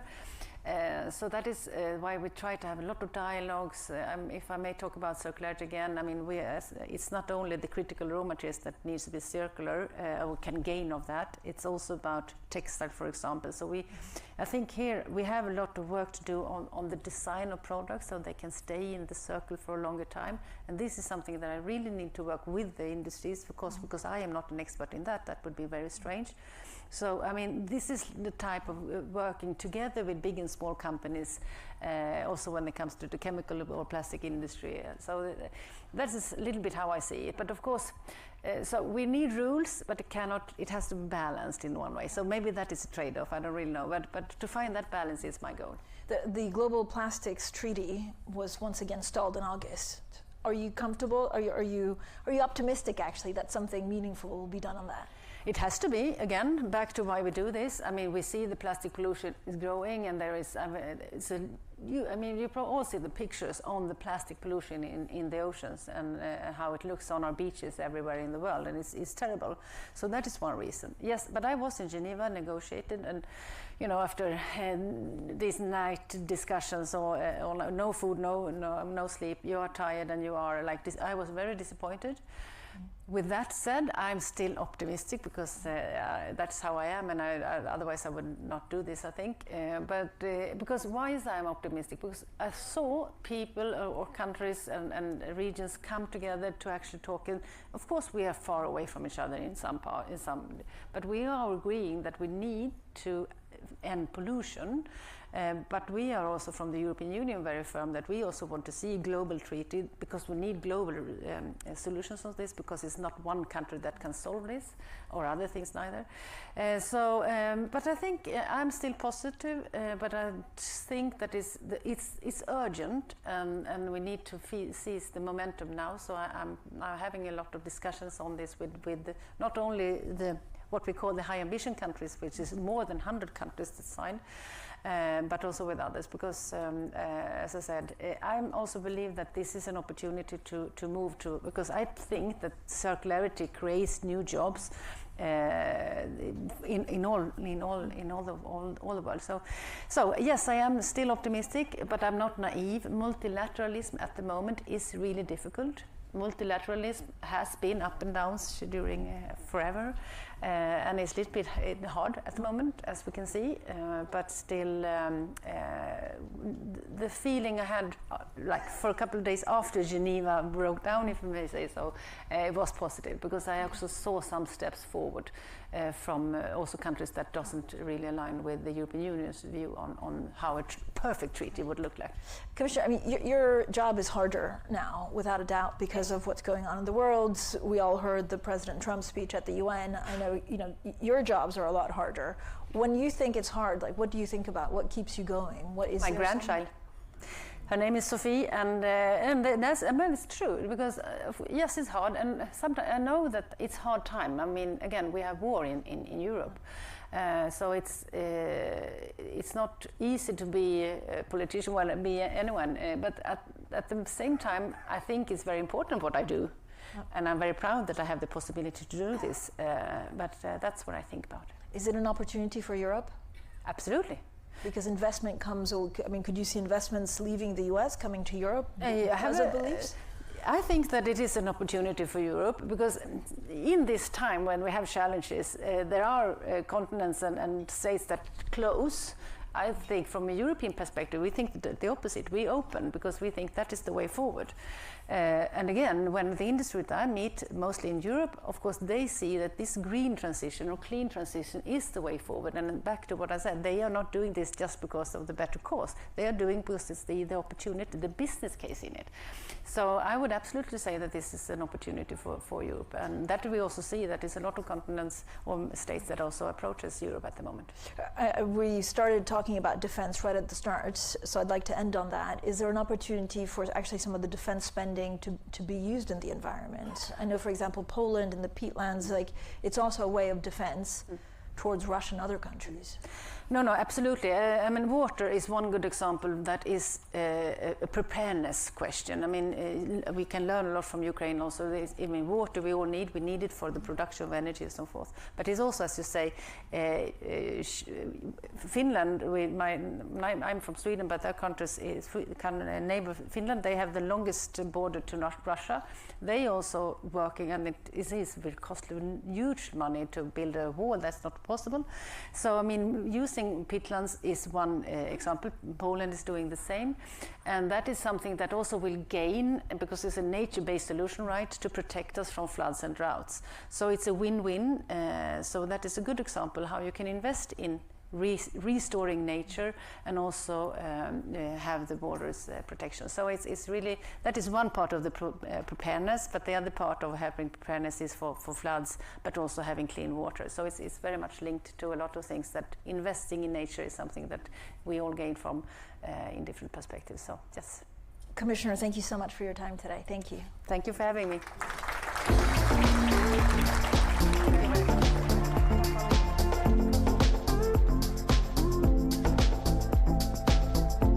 Please welcome to the stage Sarah Kapnick, the Global Head of Climate Advisory at JP Morgan, and Elodie Logel, the Chief Responsible Investment Officer at Amundi, for a conversation with Bloomberg's Alastair Marsh.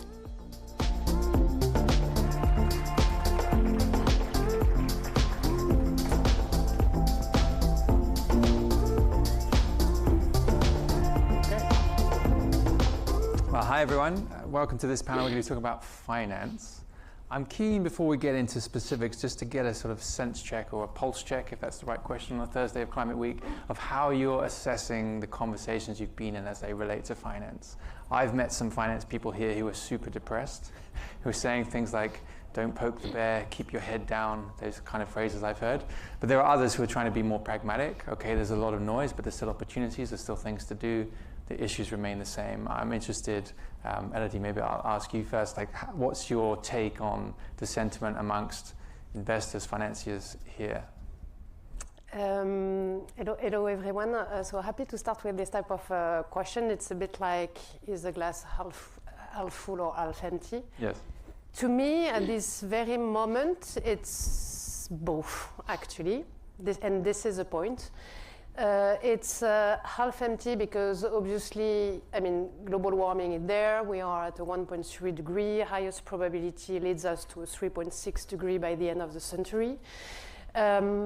I don't know if you're well positioned as well to observe it, but after years of discussion on transition, this week was all about climate risk, adaptation, resilience. So this is really the testimony that all of us in the ecosystem observe the materialization of the climate change, and now it's actually how we will deal with that. We keep talking on the fact that actually the required investment to match financial needs are not met. And finally, we do know that the geopolitical dynamics is actually increasing uncertainty and alter public policy. So this is the half-empty version of the story, but it's also half full, because we can see different things and we are hearing different things. The fact that even if global emission, absolute emission are increasing, it's interesting to see that carbon intensity are following a downward trend. If you look at global indices, it's really something going down, and it was minus 20% for global indices last year. That we have more and more adoption at corporate level of climate objective. More than 60% of the market capitalization in Europe is covered by a climate objective. It's more than 40% for North America, and it's already a bit less than 20% for emerging markets. So this is something happening. And obviously the growth of clean energy leading to, I would say, competitive positioning is also, for the more mature solution, is a positive element. The last positive element is that in this geopolitical dynamic, it has been said a little bit in the previous panel, actually it created this need for strategic autonomy in terms of energy. This topic is a very important one and very supportive in terms of investment allocation, and it leads to an alignment between climate objective, industrial plan, economic growth. And that is, for me, an important support. Okay, mixed bag. Sarah, how about you? Yeah, depending on who I talk to, they're either incredibly depressed this week or very optimistic. And I think it comes down to that divide is some of the investors that I've spoken to who really place bets based on current policy without thinking about long-term strategy going through the pendulum swings of US politics are the ones that are most depressed because their thesis has now been blown up. And so they're the ones that are struggling as they're seeing and trying to pick up the pieces and understand how to plan and how to deal with the realities that we have today because of political shifts and energy policy shifts. But those that have been doing this long-term planning and thinking, they're excited, they're optimistic, they see good deals and ideas of what they can do. And as a climate scientist by training, a physical climate scientist that worked most of my career on adaptation and resilience and thinking through strategies to deal with climate change, I'm incredibly optimistic and excited because I'm like, finally we're talking with nuance about adaptation and resilience and all the ways that one can think about how to invest in it, because unlike mitigation with energy, this is across every single sector. So there are opportunities in every sector in every parts of the world to be thinking about this. There's nuance of it, there's discussion of it, and that is what has made me incredibly optimistic about this week, is what I'm seeing in that space. There were glimmers of it in the last few years, but it has really come forward with very serious people talking about it, writing about it, and being prepared to start investing in the space. Brilliant. Well, we will return to physical risk in a bit, but I was keen to ask you at the top about geopolitics, because I think, as you say, that's kind of partly affecting the mood music. And it was amusing to me, maybe that's not the right word, but I was a little bit tickled to see that last year during Climate Week, you had President Biden celebrating all the achievements that he had his administration had done and throughout his long career on reducing emissions in the US, and the IRA being the sort of exhibit A of that success. And this year you have the US president during Climate Week in UNGA saying various things, that climate change is a con job, I think was his word, and renewable energy is pathetic and a joke. So you have the US, at least at the federal level, pulling in a very different direction. Then you've got China, which is pushing very aggressively on electrification, decarbonization, and sort of seeing that as a strategic imperative to do so. And then you've got Europe, which I know there's sort of regulatory and challenges, bureaucratic stalemate in some cases, but they're still pushing in the same general direction. And so you have this tension between the US on the one hand and other jurisdictions on the other hand. And I guess I wanted to ask you, as global institutions, of course, European asset manager, US bank, but you have global operations.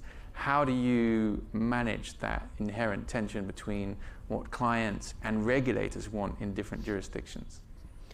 I will say, if anyone wants my very deep thoughts on this, they can go read the report that I put out last week called Power Rewired, how geopolitics is changing the game right now in this new energy security era.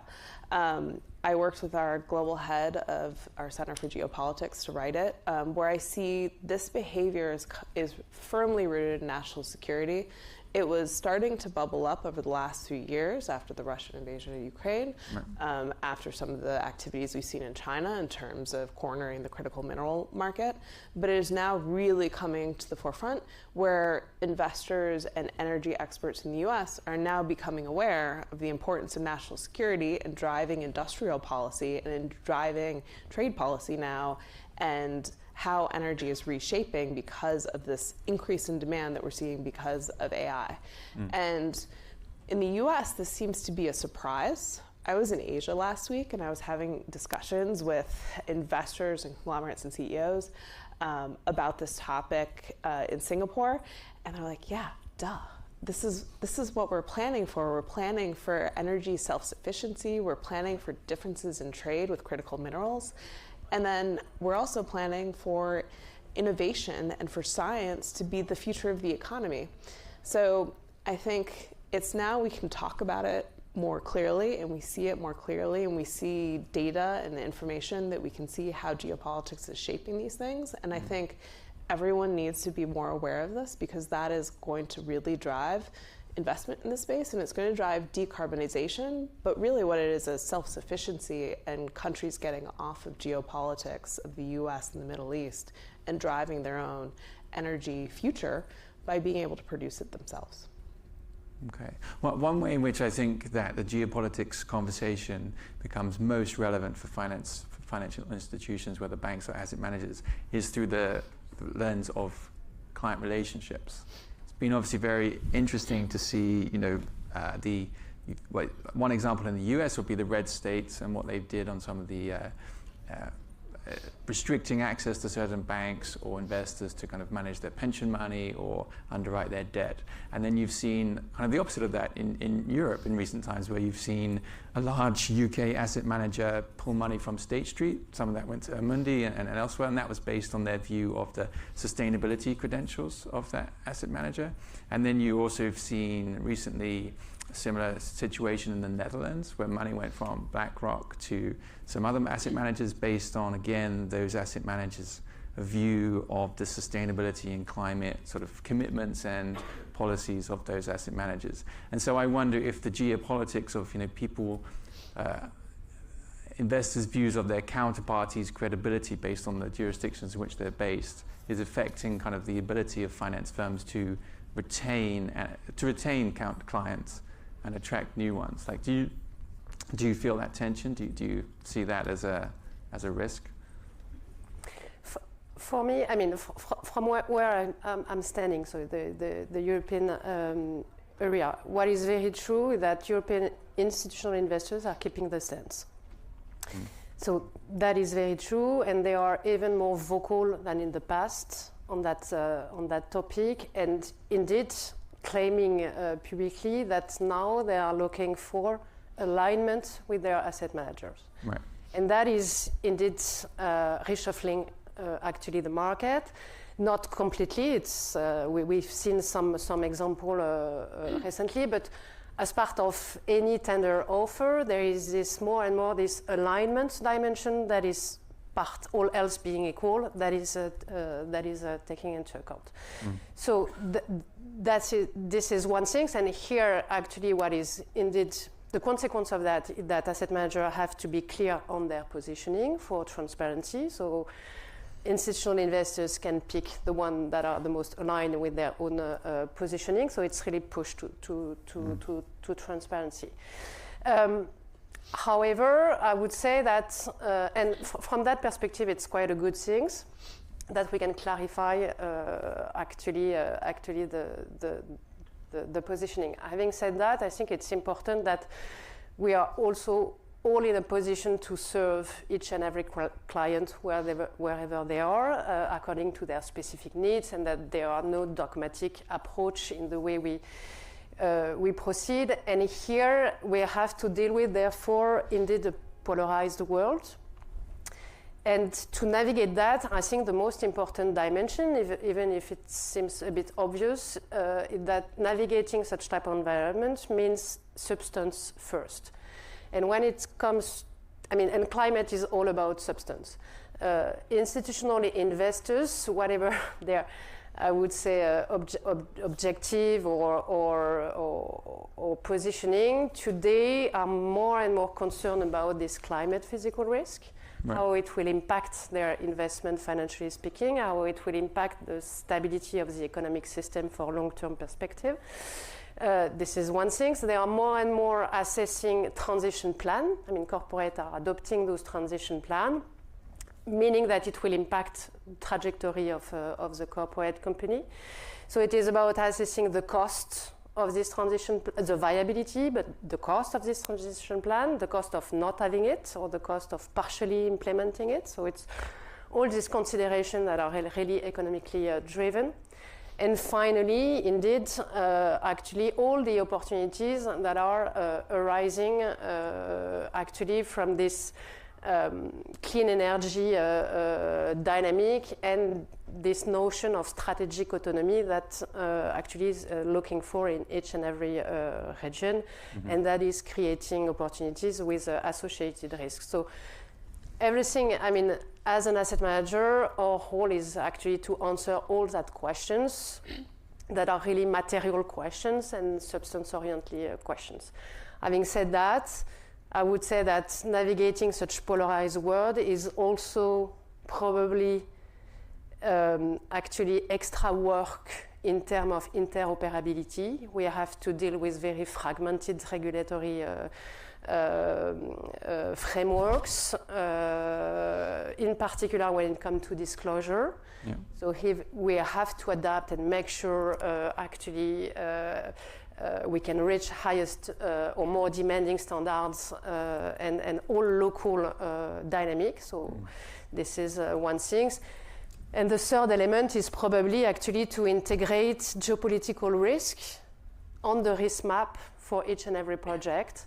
In the past, climate topic that were supported by a strong consensus, so it was kind of risk that was disregarded. Now it should be part of any thinking process or analysis process. Okay, I guess what I was one of the other things I was trying to get at is like, do you think global banks, global asset managers can continue to maintain a kind of broadly diversified global investor base if you have investors in different regions with different expectations of their asset managers and their banks, and also the supervisors having very different expectations? Like, you just look at what the ECB and the Europe is asking of its banks versus what the US is, for example. Like, Sarah, how do you think those tensions can be held together?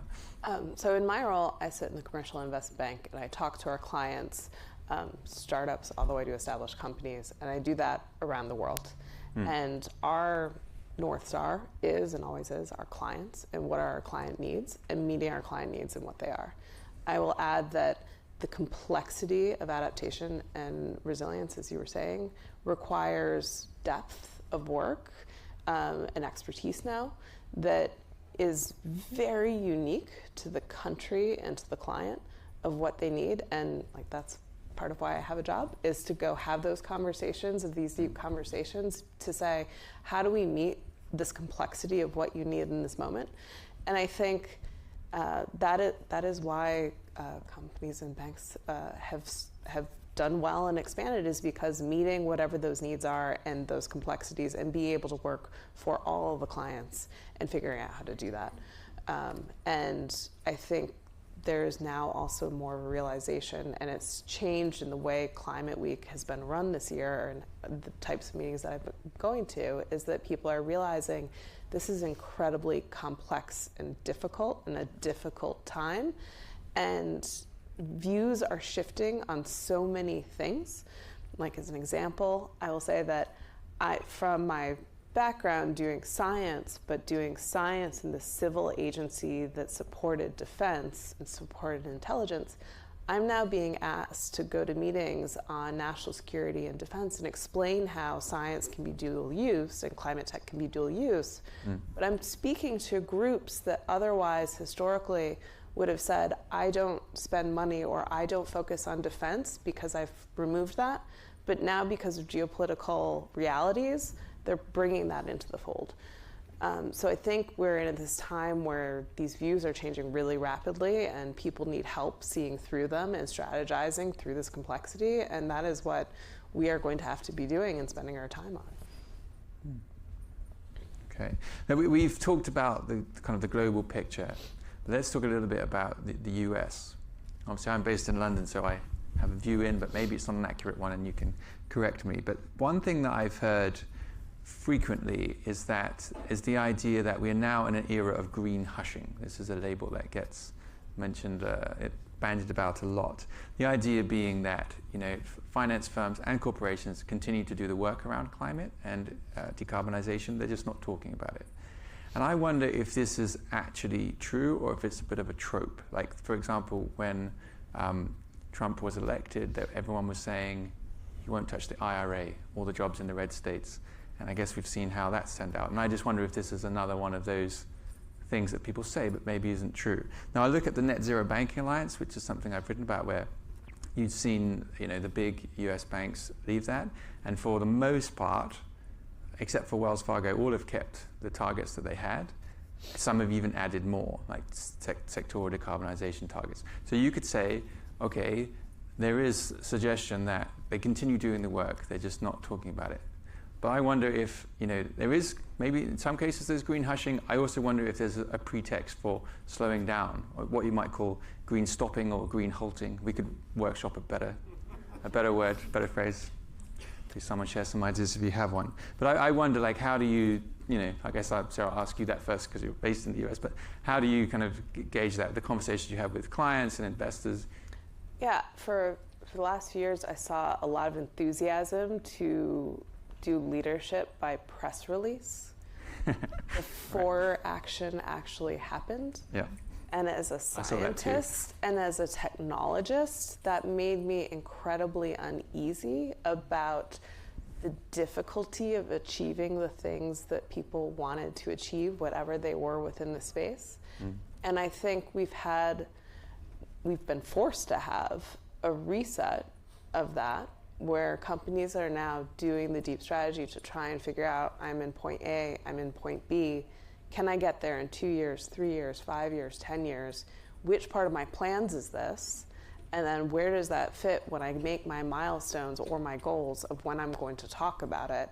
Because they don't want to lead by press release anymore. They want to lead by action and dollars and showing that the businesses work.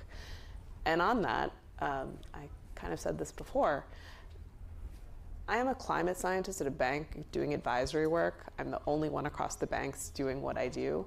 And it's because the nuance and request for my time to help people think through physical climate risk and think through policy and geopolitics of climate and broadly the environment of what I used to oversee for the US government, the demand is very high. It's higher than I thought. I'm on the plane all the time. But there's so much desire to have these conversations right now that were not happening before this. And are those conversations mostly focused on physical risk? I'm keen that we talk a bit about physical risk because you've both mentioned it several times. Is that the main? Physical risk is a major driver, and the reason it's a major driver is it's starting to be priced into the markets. It's showing up in the insurance markets, and business leaders are like anyone. They have homes, and they're seeing their home insurance rates going up. They're starting to see it in their business affecting them as well. And watching both of them, they're concerned about what it looks like going forward. I think people also have a recency bias where the most recent event, they fixate on that and they think about the risk and they need to deal with it. Seeing the level of wildfires that occurred in the Los Angeles wildfire woke up a lot of people about physical risk that they are going to start experiencing that will be different going forward. So a lot of the conversation is around what are my physical risks or my exposures in my business and what do I need to think about strategically going forward. But a lot of it also right now is geopolitics and the intersection on the environment and defense. Because people are realizing that this is something that's not going away. Usually with these national security issues, they only grow and they only have influence. And so people are also trying to look and understand, what does that mean? Because I am not used to investing or planning in this space. Gotcha. And Eddie, would you talk about physical risk? You've mentioned that a few times. Like, what are the kind of conversations you're having? And this is with investors or asset owners. Who is asking you about physical risk, and what are they saying? Yeah, actually, I mean, it's really a early stage discussion, but the concern in there, which is actually climate risk or materializing. What does that mean for my portfolios in terms of financial impact, trying to assess the exposure of the investment to this climate risk. And the level of difficulty that once you have managed to assess your exposure through your direct investment, there is also all the indirect exposures through the value chain of the investee company. So it's all that complexity actually that is part at the core of the conversation. Right. And after, it's how to build resilience. Through the portfolio construction, and is there a case around adaptation? It's been a while that we are talking about, I mean, for transition and mitigation dimension, bringing private capital alongside the public capital in order actually to match the required needs. And we discuss a lot about investment case. Now a discussion is starting on adaptation. Is there a case for private capital actually to be allocated to this topic alongside public fundings, which is the bulk of the financing today. And what have you found? Obviously, Sarah, I know that you wrote a paper on adaptation opportunities, but it's interesting that the physical risk conversation, there's two sides. There's one like, oh my gosh, like it's coming, it's already here. There's big impairments to assets, houses are going to be burnt down. But there's also, well, some people trying to say there's an opportunity for financing and investment here. We haven't got very long, but like either of you, both of you, like what's the elevator pitch of the opportunity, financing opportunity on adaptation? Who wants to take that? For me, I mean, it's too early to bring a clear case on that. Even the scope of what we are talking about is discussed. The way to access it. So it's a lot also about innovation on the financial market instrument side, where we will see more and more, I would say, financial instrument actually enabling to get access to that. There are plenty of sectors that can contribute to adaptation. So for me at this stage, it's more, I mean, not doing any investment advice at this stage. They are definitely a business case, but it's very much, I mean, it's so much case-by-case dimension that it's difficult to answer directly. But this is definitely something that is looked at by asset owners. And again, at the same time of first understanding actually what is portfolio risk exposure to that climate risk to properly build this realization. Sorry, you want to say, let me give you the final word. I will add to what she said by saying also investment committees, it's now like you look at a project and you need to have a risk-adjusted return for your physical climate risk, as you do with inflation or with the debt ratio of something you're investing in. So it's one of many things that needs to be integrated in.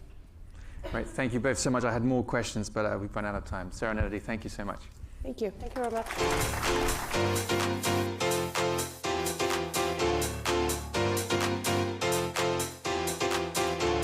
Please welcome to the stage Andrew Forrest, the executive chairman and founder of Fortescue and the founder of Minderoo Foundation and Tatarang, for a conversation with Bloomberg's Francine Lacroix.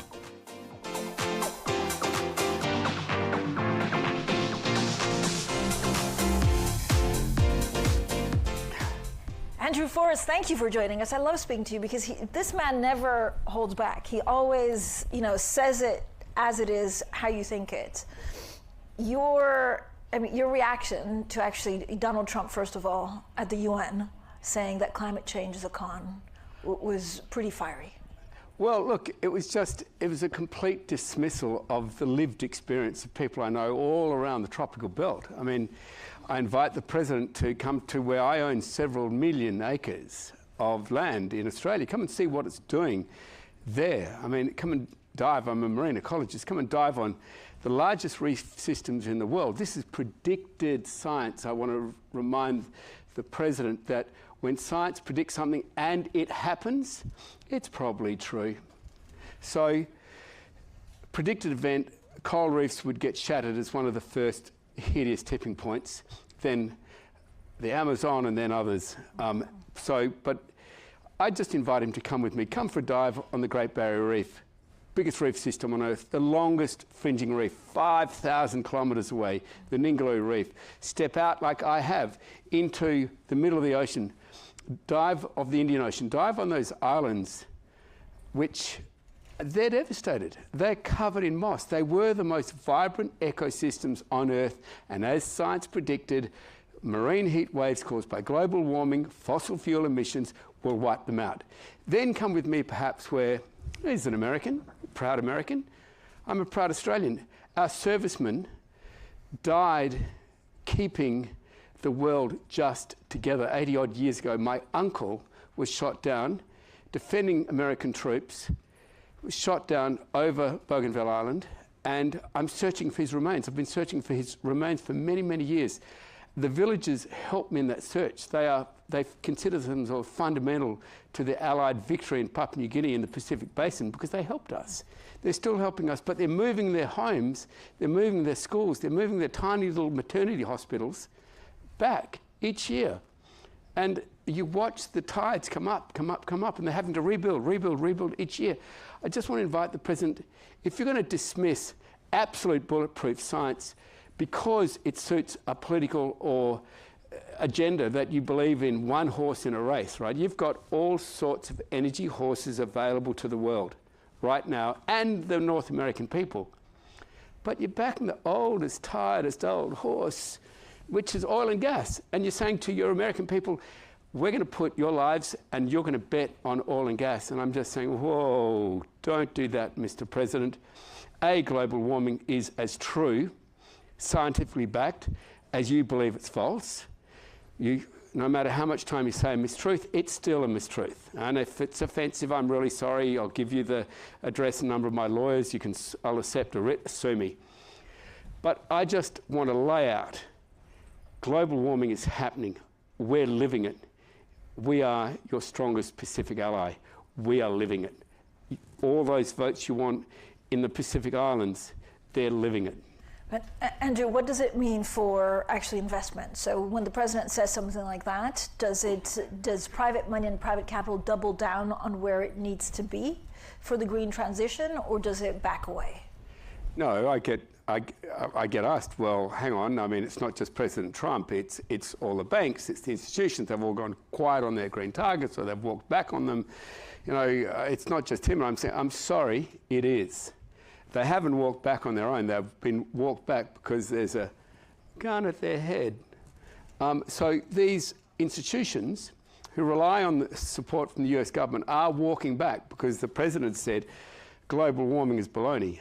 No, that statement, that's the only baloney. And so I'm simply saying, look, I have had a deep relationship with America. You know, you helped me build my company. I borrowed and repaid tens of billions of dollars.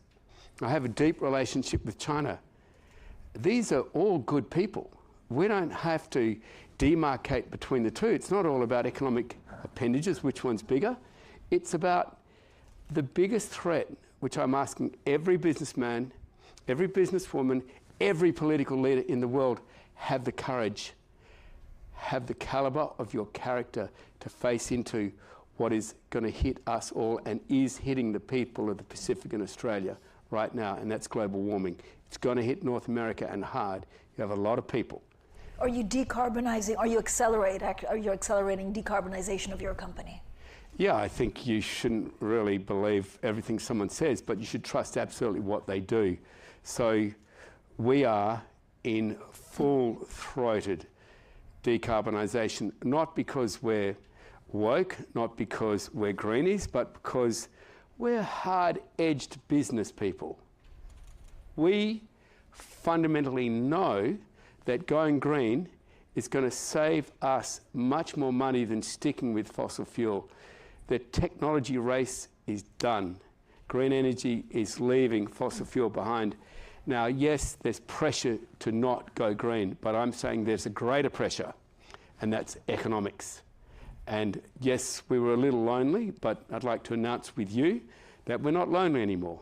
We have companies around the world leaning hard into pure commercial, practical multilateralism, gluing the world back together where it should always be. So this is what, an announcement of a partnership with other big companies to decarbonize, or is it pen on paper? Oh, yeah, this is lock-solid contracts. This is not flimsy heads of agreements, or these are some of the biggest contracts forestry will ever enter into. I mean, we are Australia's most successful company in shareholder returns in our Australian stock exchange history. I mean, for us, these are large contracts. So they include contracts in Europe, they include contracts in North America, they include contracts in China, contracts in Australia.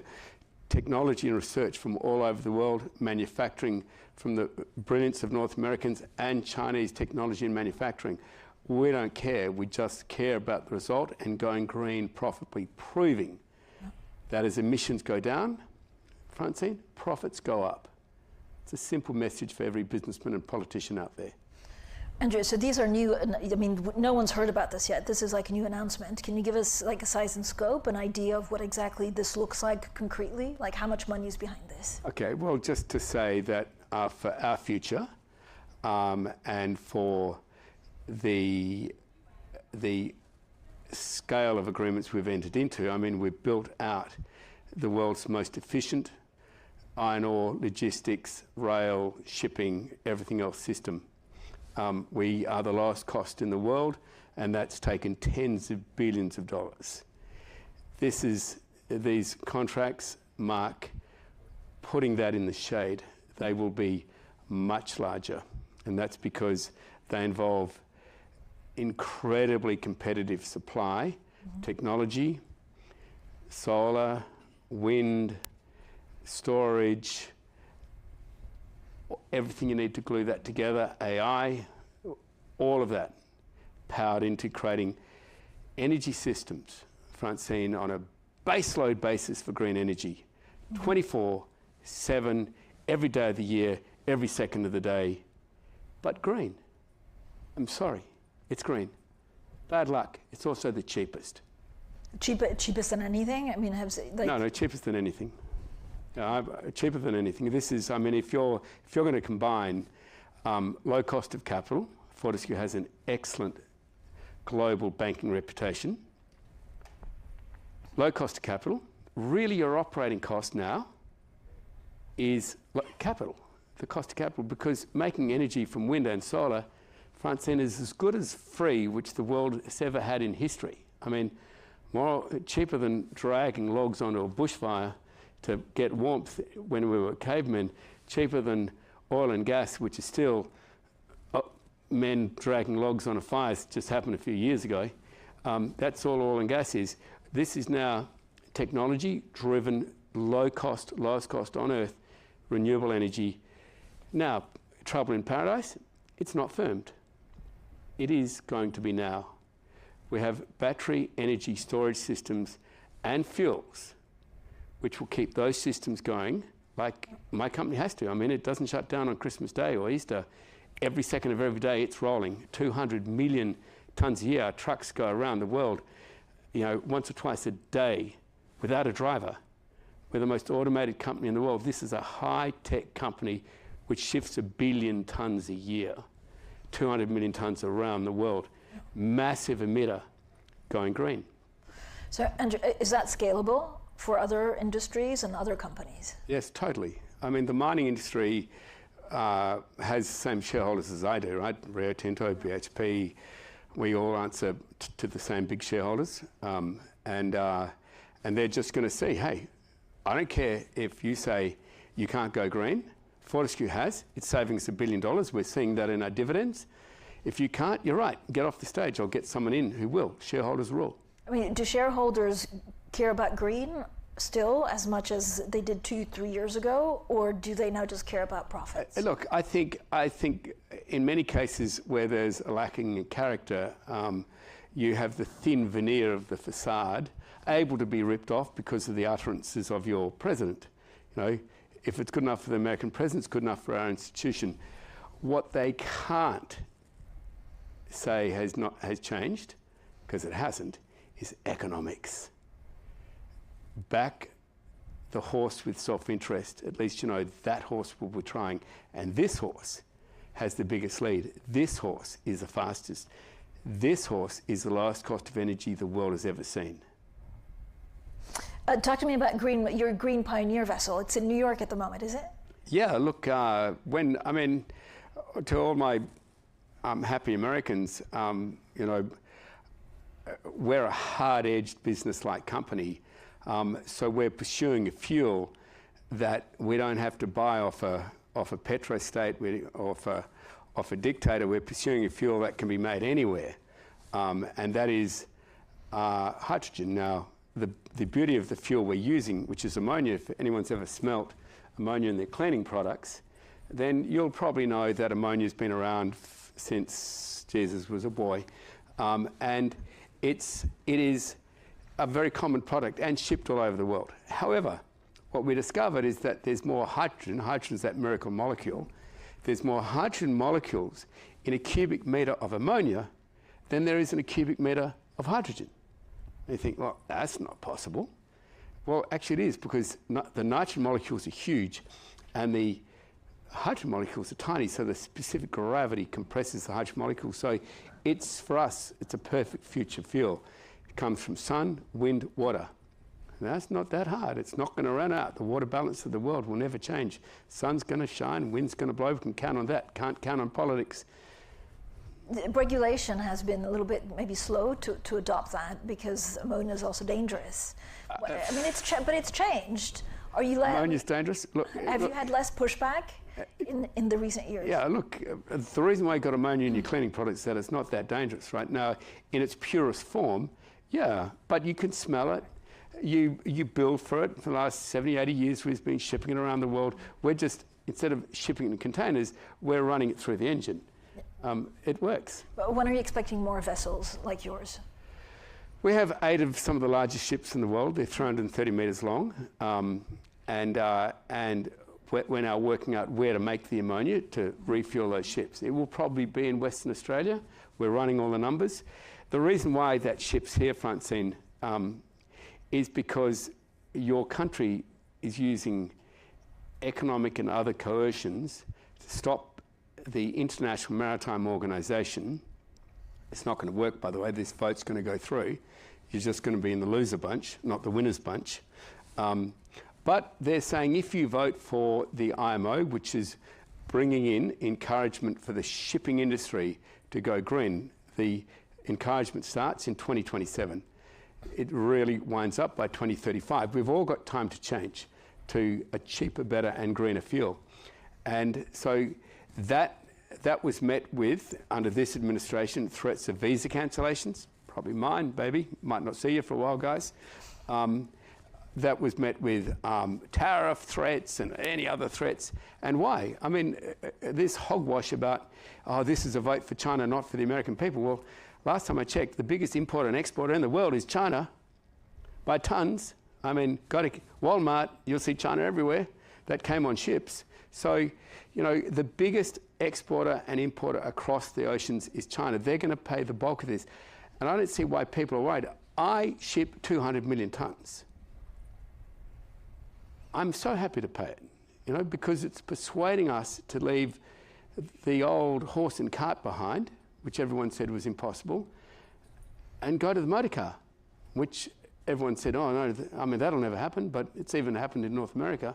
So that's all we're doing. We're going from this old fuel to this new fuel, which, like oil and gas, got strongly encouraged in the early days by politicians with character.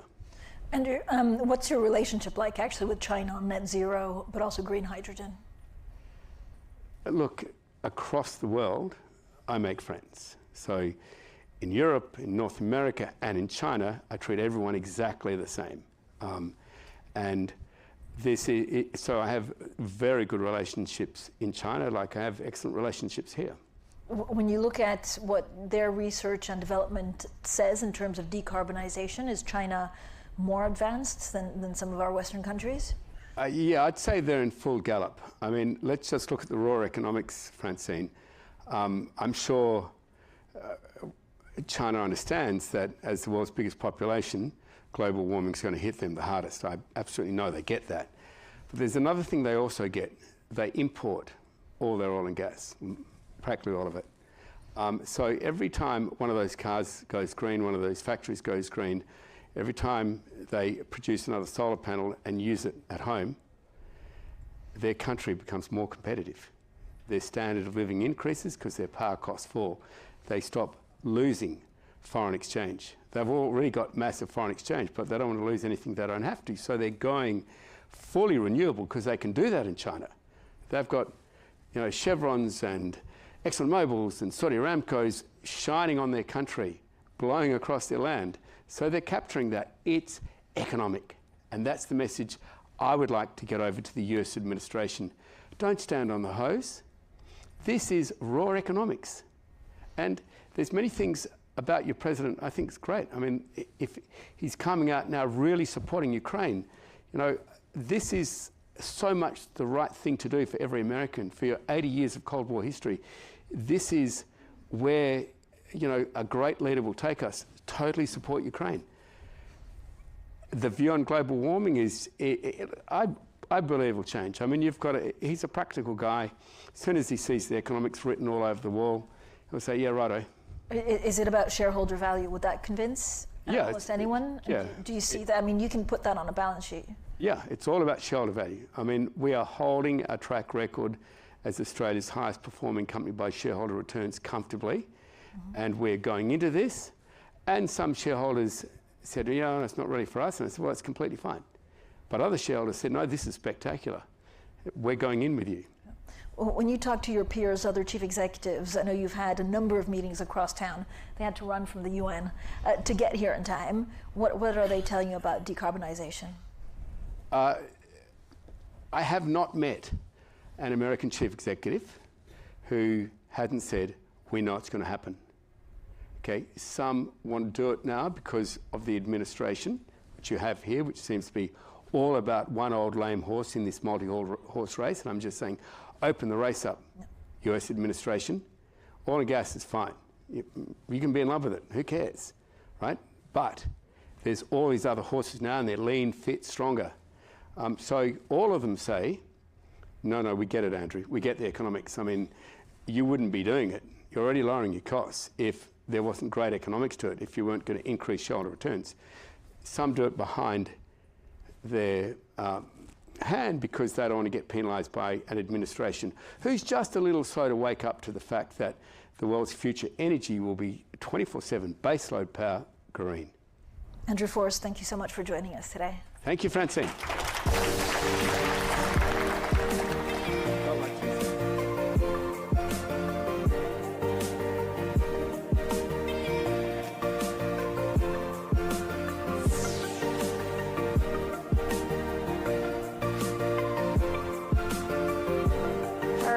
Thank you all so much for joining us today. Just a couple of quick things before we wrap up.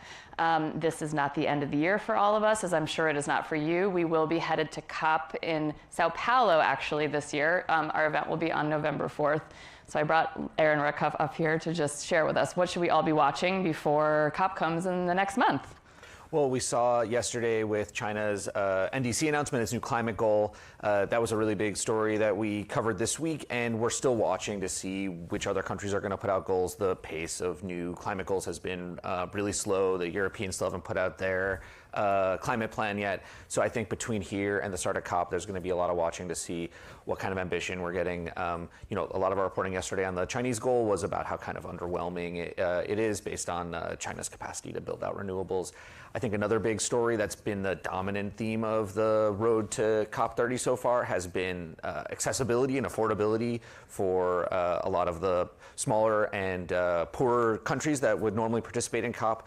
I think last we checked, only something like 70-ish countries had firmed up their accommodations, and we've been doing a lot of reporting on how expensive and hard to find housing is right now in Belém. So, this COP was premised on the idea of holding it in a developing city that has a lot of economic diversity and economic challenges, and it's going to be really ironic if that ends up preventing a lot of countries from participating in the end or sending their full delegations. I think the last thing to look at is sort of what the participation of the business and finance sector will be, again, given the sort of challenges in logistics and getting to Belém. I think that'll be really interesting to see who ends up turning out. Well, Alistair Marsh did have a story today on that very topic, so please be sure to check that out. And we will also have a table right outside of here called The Road to COP, where I will be and a couple of my other editorial colleagues. So if you have any questions about what we'll be doing there or would like some more information, you can visit us out there. You can also go to BloombergLive.com and find out more information on the event as well there. And thank you all for joining us today. I'd like to thank all of our moderators, our amazing speakers, and all of you for your time today.